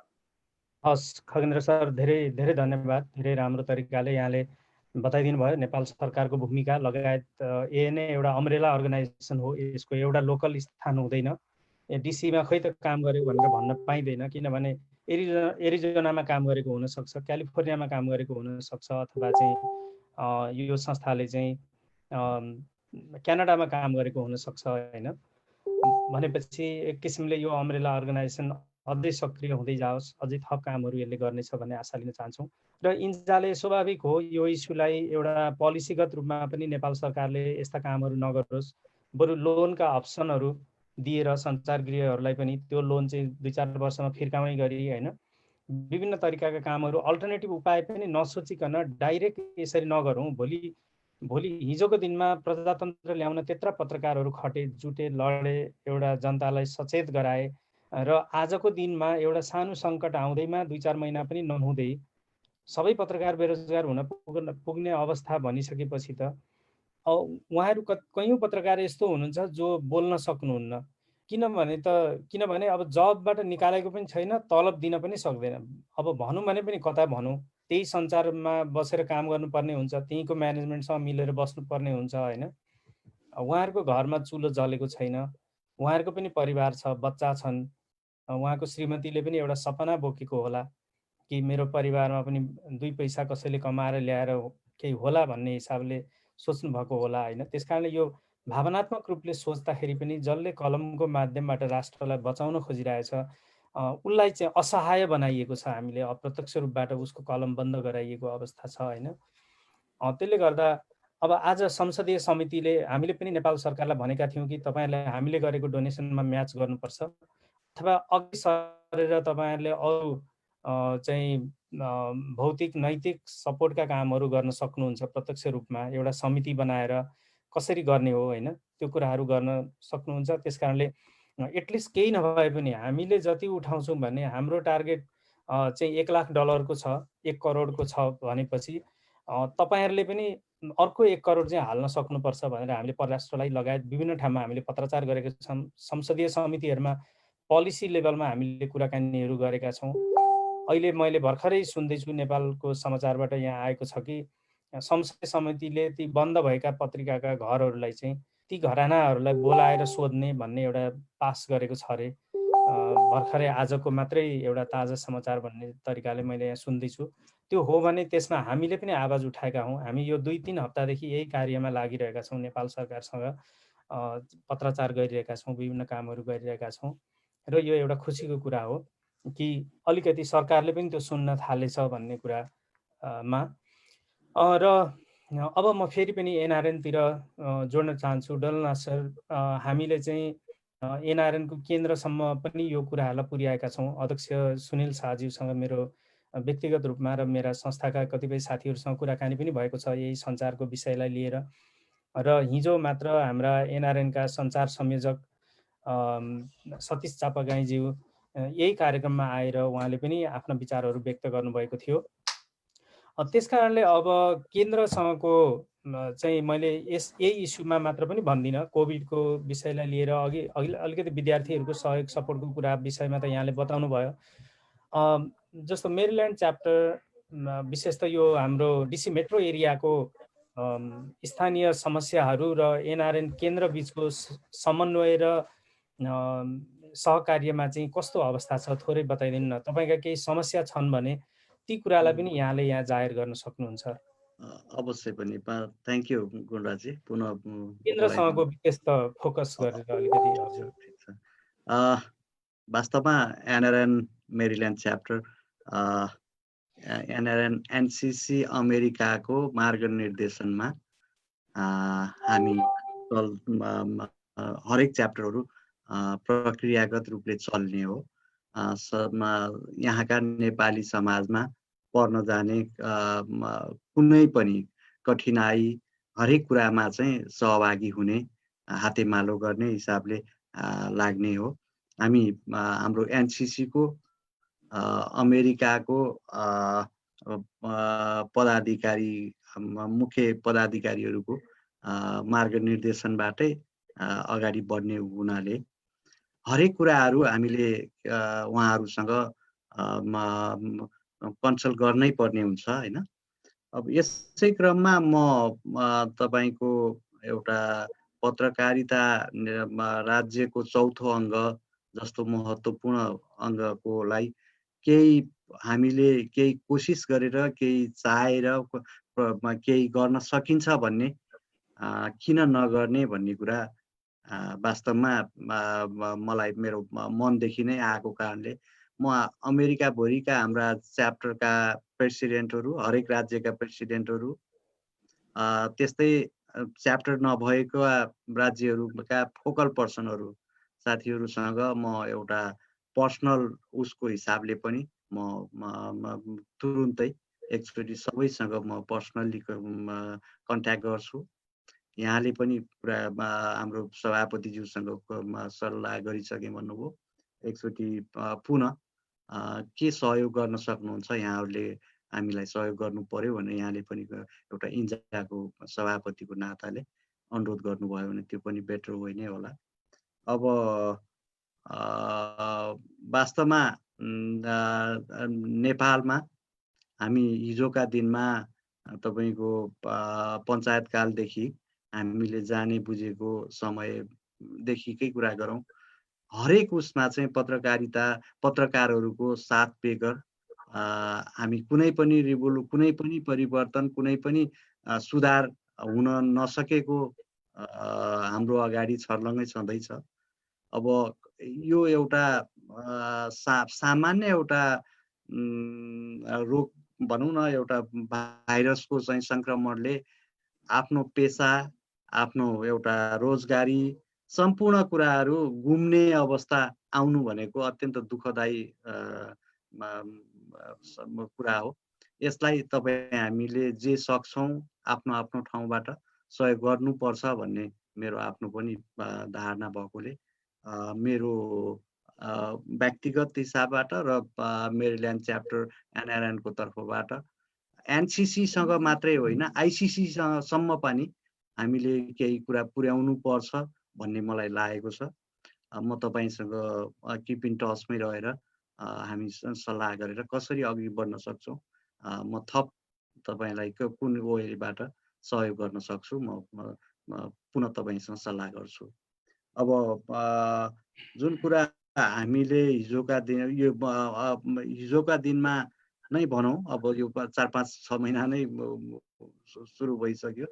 एउटा अमेरिकाभरि नै एनआरएन एनसिसीको नेतृत्वमा हामीले आर्थिक, सामाजिक हरेक दृष्टिकोणले नेपाली समाजमा जुन हिसाबले हामीले सहयोग पुर्यायौँ, यो तपाईँले जुन कुरा सुरु गर्नु भएको छ त्यो सेवा भन्दा कम छैन। तपाईँको यो नेपाली भूमिमा हाम्रो भूमिका आफ्ना दाजुभाइहरूलाई उहाँहरूको गुम्न लागेको रोजगारी, उहाँहरूको परिवारले खाने दुई गाँसको बन्दोबस्ती हामीले गर्नै पर्छ। यहाँ बसेर जो जहाँ छौँ आफ्नो तर्फबाट गरौँ। म पुनः एकचोटि तपाईँको यो कार्यमा ऐसेमा होस्टे गर्न तत्पर छु भन्ने एउटा अठोट गर्छु। Thank you. अहिलेलाई हस्, धन्यवाद डोलनाथ सर।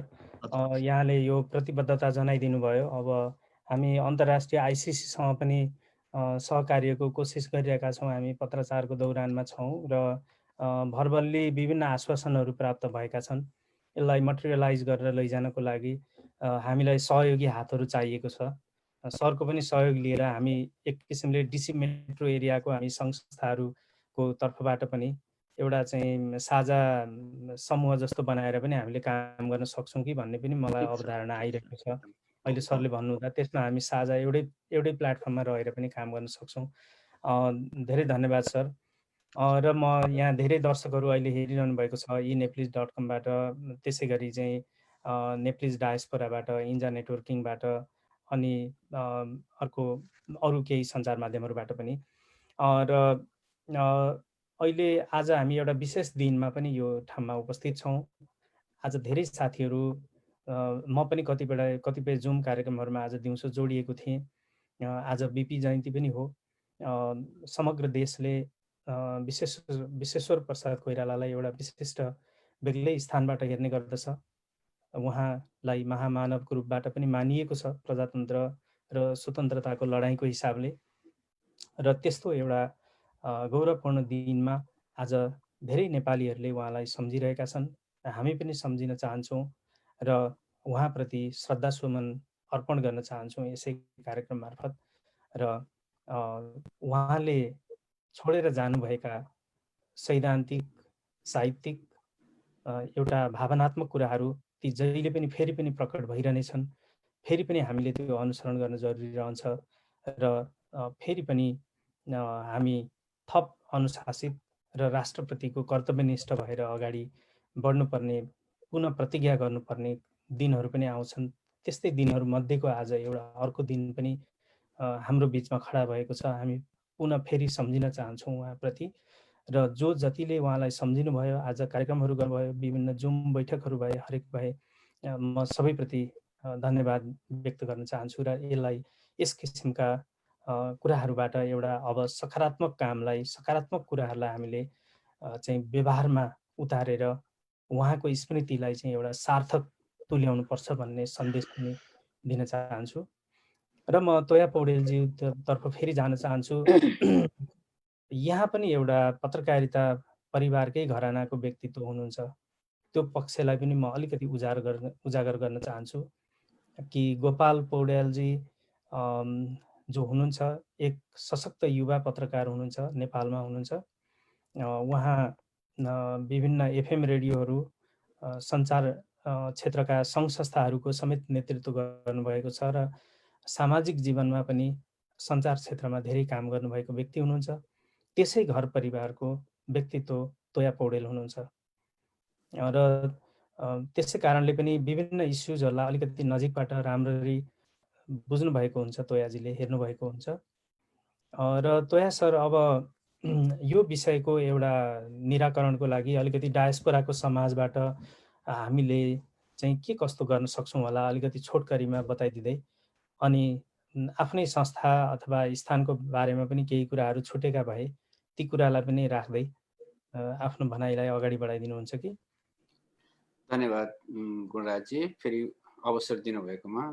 वास्तवमा म पनि एउटा सञ्चार गृहसँगै सम्बन्धित मान्छे हुँ। मेरो भाइ गोपाल पौडेल मिडिया नेपालको अध्यक्ष हुनुहुन्छ। उहाँ अहिले मिडिया नेपाल चलाएर बस्नुभएको छ र स्टार एफएम हाम्रै हो, हामीले नै चलाएका छौँ। दमकमा भयो, तपाईँको तारानमा र काठमाडौँमा गएर स्टार एफएम चलाएको हामीले लगभग 20 वर्ष जति भइसक्यो। हामी सञ्चार क्षेत्रसँग सम्बन्धित व्यक्ति हौँ र सञ्चार क्षेत्रमा साँच्चै नै ठुलो नै परिवर्तन ल्याउनु पर्ने अवस्था देखिन्छ। मैले भाइसँग मेरो अन्तर्क्रिया हुँदाखेरि उसले भन्ने गरेको छ मलाई बार-बार उसले हाम्रो खबर.com अनलाइन पत्रिका पनि चलाउने गरेको छ, हामीले नै चलाएका छौँ। त्यसमा पनि धेरै पत्रकार साथीहरू जो हुनुहुन्छ हाम्रो खबर.com जस्तै अरू अनलाइन क्रियाहरू चलाउनेहरू, समाचार चलाउने प्रकाशन केन्द्रहरू भनौँ न, इलेक्ट्रोनिक मार्फत हो या छापा मार्फत हो, पत्रकारहरू धेरै नै समस्यामा हुनुहुन्छ। उहाँहरू वास्तवमा 3-4 महिनादेखि नै उहाँहरूले तलब पाउनु भएको छैन। कोरोनाको समय त एउटा कोरोनाको कारण देखाएर पाइएन, त्योभन्दा अगाडिदेखि पनि विभिन्न सञ्चार क्रियाहरूले चाहिँ हामीसँग बिजनेसबाट विज्ञापन आएको छैन, विज्ञापनदाताहरूले हामीलाई पैसाहरू पेमेन्ट गर्नुभएको छैन। हाम्रो सञ्चार क्षेत्रको आय स्रोत भनेको नै बिजनेस हो। बिजनेसको स्थिति चाहिँ अहिले ठप्प भएको कारणले अहिले तपाईँहरूलाई तत्काललाई तलब दिन सकिरहेको छैनौँ भन्ने कुरा, यस्ता गुनासाहरू धेरै सञ्चार उद्यमीहरूले गरिराख्नु भएको छ। र वास्तवमा जो पत्रकारिता पेसासँग संलग्न जो पनि श्रमजीवी पत्रकारहरू हुनुहुन्छ उहाँ वास्तवमा मर्कमा हुनुहुन्छ। व्यावहारिक रूपमा देखावटी रूपमा हँसिलो खुसीले भए पनि भित्री रूपमा उहाँहरू पीडित नै हुनुहुन्छ। यस कार्यको लागि जुन इन्जाले जुन यति ठुलो कार्य गर्न लागेको छ, अहिले त आएर यो तपाईँको कोरोनाको टाइममा यो गर्न लागेको छ, तर पहिलेदेखि पनि इन्जा स्थापना भएको पनि 2-3 वर्षै भयो। तर 2-3 वर्षमा इन्जाले साँच्चै नै देखिने काम गरेको छ, क्वालिटीको काम गरेको छ, पत्रकारले के दिन काम गरेको छ। इन्जाको वरिष्ठ पत्रकार हाम्रो अध्यक्ष गुणराजजीले भन्दै आउनुभएको छ, हामी प्रकाशन गृह होइन हाम्रो इन्जा भनेको, हाम्रो नेटवर्किङ हो, हाम्रो प्रोजेक्ट बेस हो, सदस्यताको बेस होइन भन्दै आउनु भएको छ उहाँले हरेक कार्यक्रममा। त्यसैले संसारभरिका पत्रकारहरूलाई जोडेर एउटा मालामा गाँसेर उहाँहरूको समस्याहरू बुझेर, उहाँहरूको क्वालिटीहरू बुझेर, उहाँहरूको क्षमताहरू बुझेर एकताबद्ध बनाउने काम चाहिँ इन्जाले गरेको छ। साँच्चै नै महत्त्वपूर्ण काम गरेको छ र इन्जाले धेरै धेरै धन्यवाद भन्न चाहन्छु। छोटो समयमा यहाँहरूले क्वालिटी दिनुभएको छ संसारभरिका पत्रकारहरूलाई, नेपाली समाजलाई भनौँ न, नेपाली समाजले एउटा सञ्चार क्षेत्रमा साँच्चै नै राम्रो योगदान पुर्याउनु भएको छ। यसको लागि धेरै धेरै धन्यवाद भन्न चाहन्छु। र यहाँहरूले चालेको हरेक अभियानमा हाम्रो साथ र समर्थन छ। र म एउटा कुरो के भन्न चाहन्छु भनेदेखि अमेरिकामा विभिन्न सङ्घ संस्थाहरू छन् नेपालीहरूका, यी सबै सङ्घ संस्थाहरूलाई सँग रिच आउट गर्नु पर्यो इन्जाले, र यो चलाएको अभियानमा सहभागी भइदिनु पर्यो भनेर उहाँहरूलाई पनि आह्वान गर्नु पर्यो। र हरेक क्षेत्रहरूमा हरेक राज्यहरूमा नेपालीहरूका सङ्घ संस्था छन्, ती सङ्घ संस्थाका अध्यक्षहरूसँग प्रतिनिधिहरूसँग पुगेर चाहिँ हाम्रो यो अभियान यस्तो हो, हामीले यस उद्देश्यको लागि यो कार्यक्रम गरिरहेका छौँ, यहाँहरूको साथ र सहयोग चाहिन्छ भनेर आह्वान गर्दा उहाँहरूले पक्कै सकेको सहयोग गर्नुहुन्छ र यो अभियानलाई सफल बनाउनलाई एकदमै राम्रो उहाँहरूले सहयोग गर्नुहुन्छ भन्ने मेरो आशा छ। अनि यहाँले सोध्नुभएको अर्को कुरो हाम्रो स्थानीय संस्था आदर्श नेपाली समाजको बारेमा केही छुटेका कुराहरू छन् कि भन्ने भन्नुभएको थियो। छुटेका कुरामा मोटामोटी अब मैले केही कुराहरू पहिले नै भने, हामीले चलाएको अभियानमा जुन नेपाली स्कुल थियो हामीले भनिसकेकै थियौँ। र त्यसको अलावा हामीले चाहिँ एभ्री अदर मन्थ अब लास्ट स्याटरडे भनेको एउटा महिना छोडेर अर्को स्याटरडे चाहिँ हामीले जनचेतनामूलक कार्यक्रम, स्वास्थ्य कार्यक्रम चाहिँ हाम्रो यो मन्जु दिदी अध्यक्ष हुनुहुन्छ मन्जु सङ्ग्रौला, उहाँको संस्थाको नेपाली एसोसिएसन सानसँग सहकार्य गरेर हामीले चाहिँ यस क्षेत्रमा बसोबास गर्ने नेपाली समुदायहरूलाई स्वास्थ्य सम्बन्धी जानकारीमूलक कार्यक्रमहरू हामीले सञ्चालन गरिरहेका थियौँ विगत 5 वर्ष। तर कोरोनाको कारणले गर्दाखेरि यो स्थगित हुन गयो र केही समयपछि सम्भव भयो भने हामी अनलाइनबाट पनि यसलाई सञ्चालन गर्नेछौँ। त्यस्तै हामीले यो गत जुन महिनामा नर्दन भर्जिनियामा नेपाली सामुदायिक केन्द्र स्थापनार्थ लगाएको सप्ताह पुराणमा साँच्चै नै यस आदर्श नेपाली समाजसँग सम्बन्धित हर्नल, रेस्टन, स्टर्लिङ, आस्पन र लिजबर्ग क्षेत्रमा बसोबास गर्ने नेपालीहरूले देखाएको एकता अविस्मरणीय रह्यो। र यस क्षेत्रमा बसोबास गर्ने नेपालीहरूले सबैभन्दा ठुलो रकम लगभग 2,50,000 भन्दा माथि रकम चाहिँ चन्दा सहयोग गर्न सफल हुनुभयो। र साँच्चै नै नर्दन भर्जिनियाको एउटा उदाहरणीय कामको रूपमा आदर्श नेपाली समाजले त्यतिखेर एउटा उदाहरण देखाउन सक्यो र संस्थागत रूपमा त्यस संस्थागत रूपमा सदस्य बन्ने काम आदर्श नेपाली समाज पनि व्यक्तिगत रूपमा त हामी सदस्य बन्यौँ नै, हाम्रो सकेको सहयोग गऱ्यौँ नै, संस्थागत रूपमा पनि आदर्श नेपाली समाज यो नेपाली अमेरिकन सामुदायिक केन्द्रको सदस्य बन्यो। त्यस्तै गरी अघि गुणराजजीले सुरुमै भन्नुभयो जस्तो हर्नलमा बसोबास गर्ने हाम्रा युवा व्यक्तित्व हाम्रो प्रदीप ढकालज्यूलाई पनि हामी नेपालीहरूको एकताको बलले हामी नेपालीहरू एक हुन सक्यौँ, यस हर्नन रेस्टुरेन्ट स्टलका नेपालीहरू र हरेक कोणबाट उहाँलाई सहयोग गरेर हामी जिताउन सक्यौँ। त्यसैले आदर्श नेपाली समाजले त्यसमा पनि ठुलो भूमिका निर्वाह गर्न सक्यो। त्यसैको परिणामस्वरूप हाम्रो प्रदीपजी चाहिँ हर्ननमा विजय हुनुभएको कारणले गर्दाखेरि उहाँकै पहलमा उहाँले नै सक्रियता देखाएर हर्नन टाउन काउन्सिलबाट अहिलेसम्म अमेरिकामै सायद पहिलोचोटि हुनुपर्छ नेपाल हेरिटेज डेलाई चाहिँ प्रत्येक वर्षको अप्रिलको थर्ड स्याटरडे थर्ड स्याटरडेलाई नेप्लिज हेरिटेज डे घोषणा गर्यो हर्नन टाउन काउन्सिलले। त्यसको लागि चाहिँ हामी प्रदीप ढकालज्यू जो हाम्रो टाउन काउन्सिल मेम्बर हुनुहुन्छ उहाँलाई धन्यवाद दिन चाहन्छौँ। त्यो कसरी भयो भन्दा हामी सबैको सहयोगले उहाँ जितेर त्यहाँ पुग्नुभयो र उहाँको सक्रियताले यो नेपाल हेरिटेज डे घोषणा गर्नलाई हामी सफल भयौँ। त्यसमा पनि हामी हर्ननवासी, रेस्टुरेन्ट स्टलिङवासी, आस्फुरणवासी नेपाली समुदाय हामी गौरवान्वित छौँ। त्यस कुरामा हामी गर्व गर्न चाहन्छौँ। अनि एकता नै बल लड्छ भन्ने कुरो त्यसैले देखाउन चाहन्छ। अनि अर्को कुरो हामीले अहिले गर्दै आएको भनेको हामीले मात्रै होइन, नर्दन भर्जिनियामा सञ्चालित सम्पूर्ण नेपाली स्कुलहरूले हाम्रा साना नानी बाबुहरूलाई चाहिँ नाकको जुनियर मेम्बरसिप पनि हामीले गरिरहेका छौँ। प्रत्येक अहिले नर्दन भर्जिनियामा सञ्चालित 5वटा नेपाली स्कुल छन्। तपाईँको नवदुर्गा मन्दिरमा नवदुर्गा नेपाली स्कुल, अनि सेन्ट्रल नेपाली स्कुल, मनासको नेपाली स्कुल, हर्ननको नेपाली स्कुल, यी सबै नेपाली स्कुलमा पढ्ने विद्यार्थीहरूलाई नाकको जुनियर मेम्बरसिप बनाउने काम पनि हामीले सक्रियताका साथ गरिरहेका छौँ। त्यो पनि एउटा हाम्रो काम हो। अनि अर्को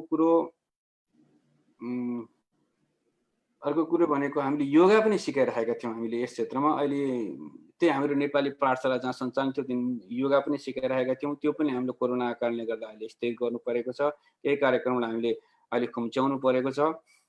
यस्तै कार्यक्रम हाम्रो संस्थाले अहिले गरिरहेको छ।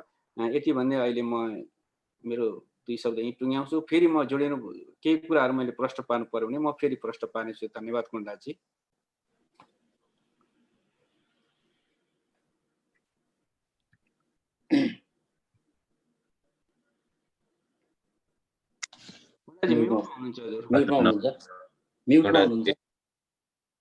गुण्डाजी त्यहाँ अलिकति मैले म्युटमै बोलेछु। अब तोया पौडेलज्यूले आफ्नो संस्था लगायत इन्जाको बारेमा पनि र यो डोनेसन अभियानलाई अमेरिकाभरिका सङ्घ संस्थाहरू समक्ष पुर्याउने पनि जसरी डोलनाथ सरले भन्नुभएको थियो त्यसै गरी त्यो भन्नुभएको छ। त्यसै गरी एएनएको तर्फबाट पनि खगेन्द्र सरले त्यही सुझाव दिनुभएको छ हामीलाई।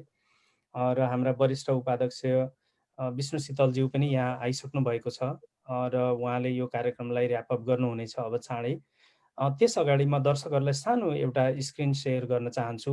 यो डोनेसन अभियान कसरी गइरहेको छ यसलाई ट्रान्सपरेन्ट पनि हामीले गर्नुपर्छ, किनकि हामी यहाँको चाहिँ सार्वजनिक संस्था हौँ, 501c हौँ। त्यस कारणले अब यो नन प्रफिट 501c भनेको सबैको हुन्छ। यसमा कसैले पनि आएर तेरो संस्थाको हरहिसाब के छ अथवा तपाईँहरूले के गर्दै हुनुहुन्छ भन्नुभयो भने हामीले थपक्क झोला खोलेर उहाँलाई देखाउनु पर्ने हुन्छ। त्यो चाहिँ पब्लिकको यसमा अधिकार हुन्छ यस किसिमका संस्थाहरूमा। त्यस कारणले यो ट्रान्सपरेन्ट छ, कसरी के गरिरहेछ भन्ने कुराको लागि म यो यहाँको चाहिँ हाम्रो यो गोफन्डको के अवस्था छ भन्ने अवस्था यहाँ देखाउन चाहन्छु र यहाँहरूले पनि कसरी सहभागी भइदिन सक्नुहुन्छ भन्ने कुराको बारेमा बताउन चाहन्छु। र हाम्रो गोफन्डको पेज यो हो। गोफन्डमा गएर सोझै सर्च गर्न पनि सकिन्छ। त्यहाँ गएर यहाँले चाहिँ यदि support Nepali journalist impacted by COVID-19 भनेर भन्नुभयो भने पनि त्यो त्यहाँ आउँछ। र हामीले $1 लाख को गोल यहाँ राखेका छौँ। यदि हामीले यो 1 लाख उठाउन सक्यौँ भने हामीलाई विश्वास छ अमेरिका स्थित अन्य चाहिँ दात्री संस्थाहरूबाट हामीले त्यसलाई म्याच गराउन लगाउनेछौँ। त्यसो हुँदा हामीसँग लगभग 2 लाख को बजेट हुनेछ र त्यो बजेटमा नेपाल सरकारलाई त्यो म्याच गराउन लगाउने हाम्रो कुरा छ र हामी बातचित गरिरहेका छौँ। सरकार पोजिटिभ छ यो विषयमा। त्यसो भयो भने हामीले नेपाली पत्रकारहरूको लागि $2 लाख भन्नाले 2 करोडको ठाउँमा नेपाल सरकारबाट पनि प्रत्यक्ष अप्रत्यक्ष रूपमा अर्को 2 करोड ल्याउन सक्यौँ भने हामीले 4 करोडको एउटा व्यवस्थित फन्ड प्रोग्राम हामी सुरु गर्न सक्छौँ। त्यस कारणले अलिकति एउटा लक्ष्य नै सानो राखेर मात्र पनि भोलि काम गर्न पनि सानै गरिन्छ। त्यस कारणले किन ठुलो लक्ष्य नराख्ने? हामी यत्रो डायस्पोरामा त फैलिएका छौँ, यत्रजना हाम्रा नेपाली दाजुभाइ दिदीबहिनीहरू हुनुहुन्छ $5-5, $2-2 हिसाबले गर्दाखेरि हामीले चाहिँ यो काम गर्न सक्छौँ। भोलि अर्को यस किसिमको काम उद्देश्य आयो भने त्यसमा हामी पनि सहभागी हुन्छौँ। हामी पत्रकारहरू हामी कलम चलाउँछौँ। हामी नेपालका दाजुभाइ दिदीबहिनीहरू जो पनि पत्रकारितामा हुनुहुन्छ उहाँहरूले हामीलाई प्रायोरिटी दिएर कभरेज गर्नुहुनेछ। भोलि डायस्पोरा इस्युको लागि यहाँ हाम्रो विदेशको समाचार एउटा पनि छापिएन भनेर हामीले गुनासो गर्ने दिन आउने छैनन्, तर अहिले आइरहेका छन्। किनभने हामीले पनि जे कन्ट्रिब्युट नेपालको लागि गर्नुपर्ने हो कतिपय हकमा कतिपय अवस्थामा त्यो गर्न सकेका छैनौँ। त्यस कारणले अन्य विभिन्न पेसा व्यवसायमा समस्या हुँदाहुँदै पनि पत्रकारिताको समस्याले चाहिँ देशलाई नै अलिकति कमजोर बनाउन सक्ने सम्भावना छ।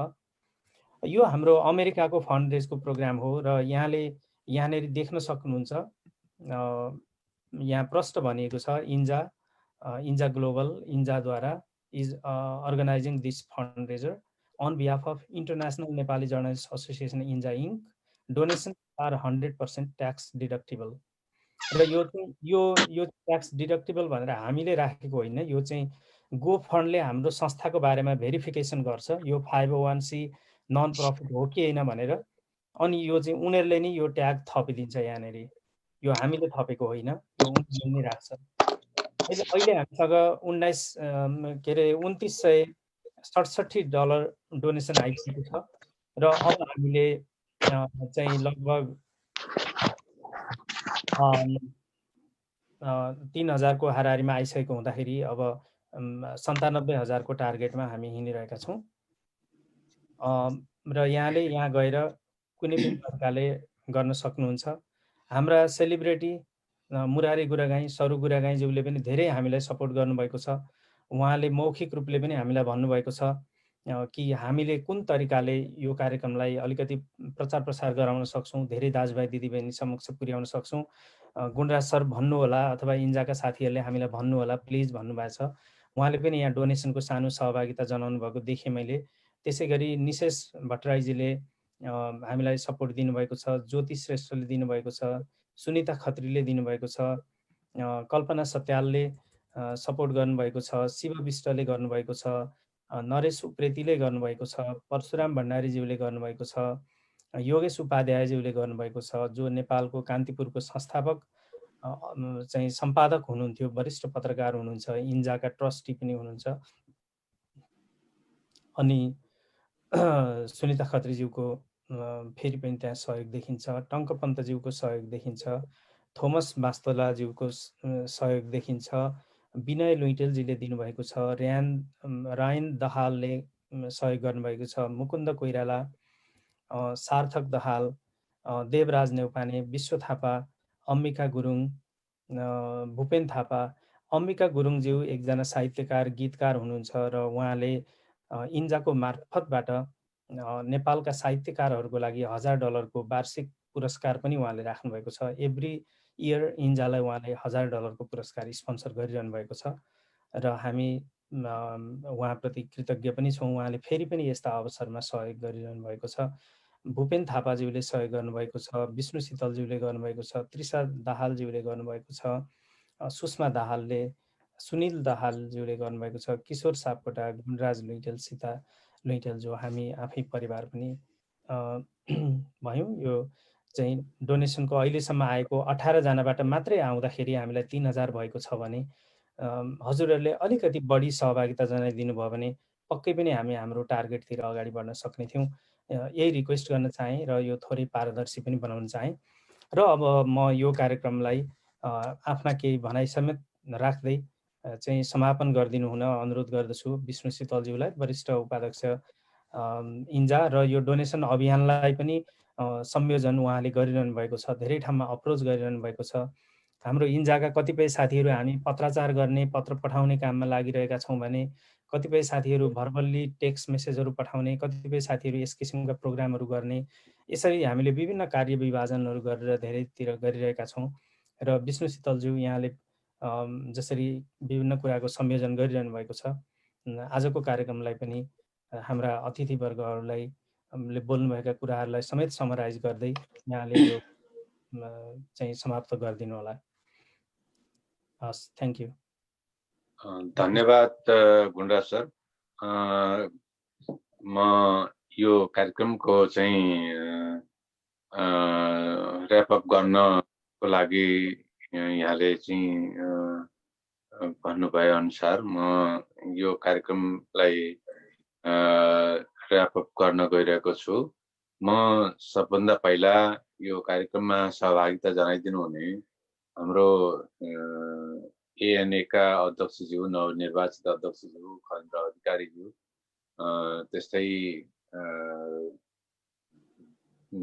एनआरएन को मेरील्यान्ड च्याप्टरका अध्यक्ष डोलराज घिमिरेज्यू र आदर्श नेपाली समाजका अध्यक्ष हाम्रो तोयनाथ पौडेलज्यू, उहाँहरूको सहभागिता सँगसँगै अत्यन्त महत्त्वपूर्ण विचारहरू हामीलाई चाहिँ सल्लाह सुझावहरू र आफ्ना प्रतिबद्धताहरू र हामीसँग सहकार्य गर्न इन्जासँग सहकार्य गर्दै नेपाली समुदाय र नेपाली मूलका सञ्चारकर्मीहरूको हितको लागि नेपाली पत्रकारहरूको अन्तर्राष्ट्रिय सञ्जाल इन्जाले सञ्चालन गरेका विभिन्न अभियानहरूमा आफ्नो हात अगाडि बढाउनको लागि जुन प्रतिबद्धताहरू व्यक्त गर्नुभयो, म अत्यन्त खुसी साथ चाहिँ सराहना गर्न चाहन्छु।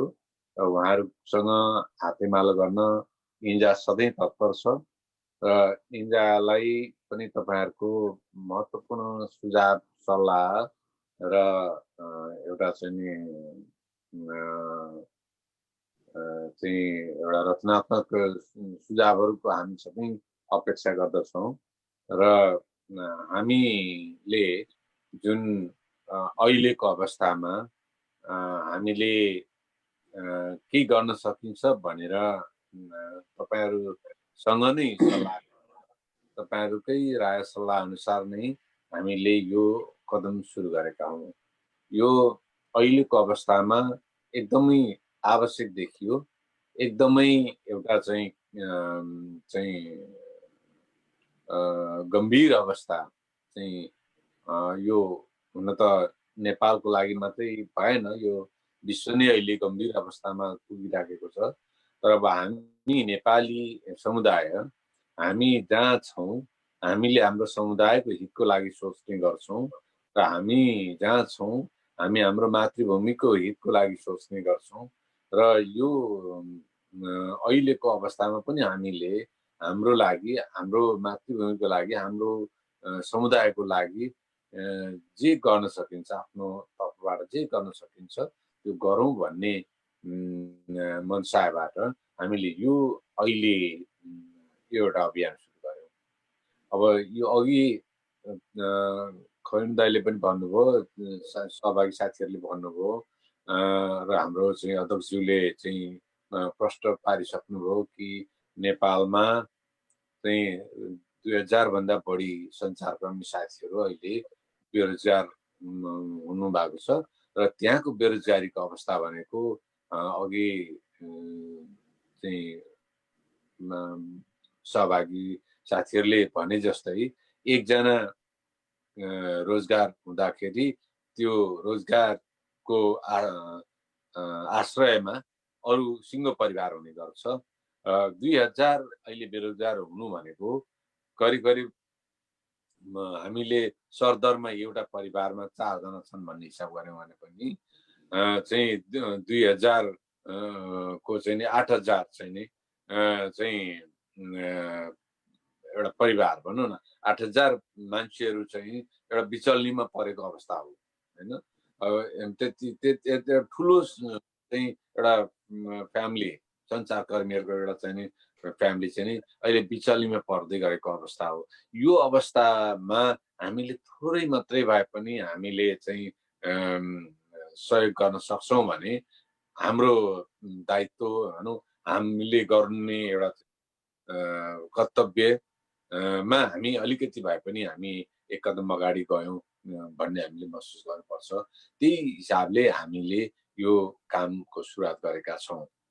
अब इन्जाका आफ्ना अरू पनि थुप्रै कार्यक्रमहरू छन्, त्यसको बारेमा हामी अरू फोरमहरूमा अवश्य पनि यहाँहरूसँग बसेर छलफल गर्नेछौँ। तर अहिलेको अवस्थामा चाहिँ हामीले यो कोभिडबाट पीडित नेपालका सञ्चारकर्मीहरूलाई कसरी सहयोग गर्न सकिन्छ भनेर हामीले सुरु गरेको यो अभियानमा यहाँहरूको साथ हामीलाई प्राप्त भएको छ, हुँदै जानेछ र हामी तपाईँहरूसँग हातेमालो गर्दै जान तयार छौँ र कुनै पनि बेला कुनै पनि चाहिँ नयाँ कुराहरू आयो भने हामी तपाईँहरूसँग सेयर गर्नेछौँ, तपाईँहरूको सल्लाह माग्नेछौँ, सुझावहरू लिनेछौँ र एउटा चाहिँ नि सहकार्यको लागि हातेमालो गर्नेछौँ। म यो कार्यक्रमको चाहिँ सञ्चालन गर्नुहुने हाम्रा अध्यक्षज्यूलाई पनि धन्यवाद भन्दै म सहभागी सबै साथीहरूलाई म सहभागिताको लागि फेरि पनि धन्यवाद भनेर म यो कार्यक्रम समापन भयो। 1 मिनट एउटा भन्छु नि है,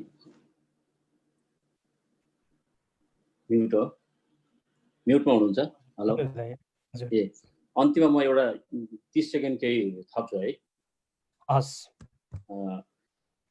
के अरे निश्चय पनि तपाईँहरू सबैजना एनआरएमको साथीहरू हुनुहुन्छ, इन्जा, नेपाली आदर्श समाज, यो चाहिँ नर्थ अमेरिकामा भएका सबै सङ्घ संस्थाहरू हामी एकजुट भएर हातमा हात मिलाएर जाउँ। यो इन्जाको चाहिँ के भनेदेखि मिसनलाई, यो मानवीय मिसनलाई हामीले चाहिँ के भनेदेखि सबैले भएर व्यक्तिगत रूपमा, संस्थागत रूपमा जसरी जहाँबाट कभर गर्न सकिन्छ त्यो कुरालाई अगाडि बढाउँ। सरकारले चाहिँ हालसालै मात्रै तपाईँको एउटा आफ्नो मौद्रिक नीतिलाई चाहिँ के भनेदेखि व्यवस्थित गरेर पुँजीको अभाव हुन नदिनको लागि एउटा लक्ष्य चाहिँ के भनेदेखि क्रिएट गरेको छ। त्यसबाट पनि केही चिजहरू चाहिँ हाम्रा यसरी चाहिँ भिक्टिम भएका चाहिँ मानिसहरूलाई चाहिँ सहयोग मिल्नेछ भन्ने अपेक्षा गर्न सक्छौँ। र यो जुन विज्ञापन बोर्ड अहिले यही चाहिँ सञ्चारकर्मीहरूकै चाहिँ के भनेदेखि समस्यालाई मध्यनजर गरेर सरकारले के भनेदेखि अर्थमन्त्रीले चाहिँ एउटा यो विज्ञापन बोर्डको चाहिँ के भनेदेखि व्यवस्था गर्छु भनेर उहाँहरूले चाहिँ के भनेदेखि एउटा आफ्नो आश्वासन देखाउनु भएको छ।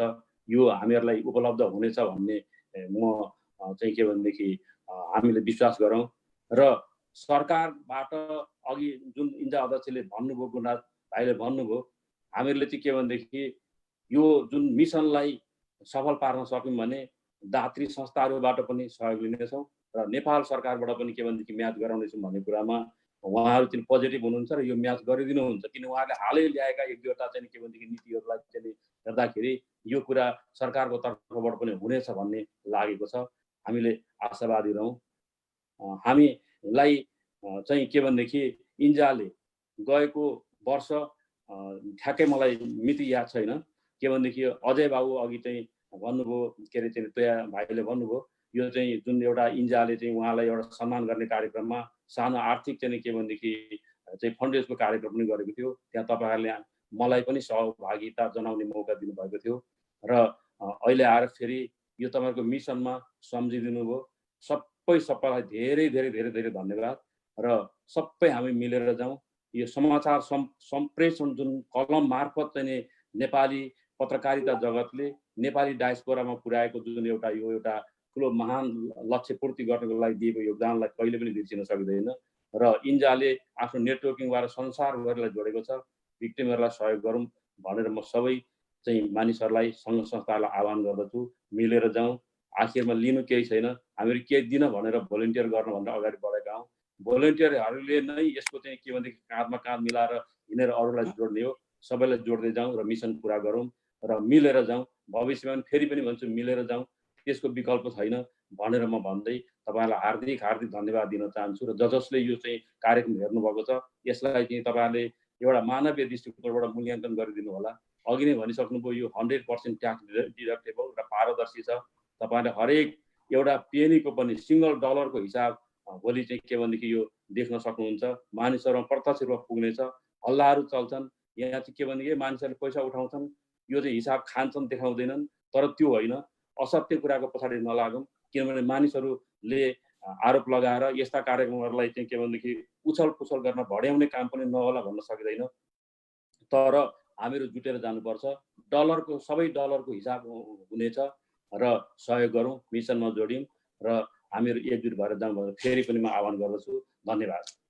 हस्, धन्यवाद खगेन्द्र सर। र हाम्रो समय पनि अहिले सकिएको छ। हामी झन्डै 2 घन्टाको समय यहाँ बसिसकेका छौँ र धेरै कुराहरू गरिसकेका छौँ। र हाम्रा दर्शकहरूले पनि हाम्रा कुराहरू सुनिसक्नु भएको छ।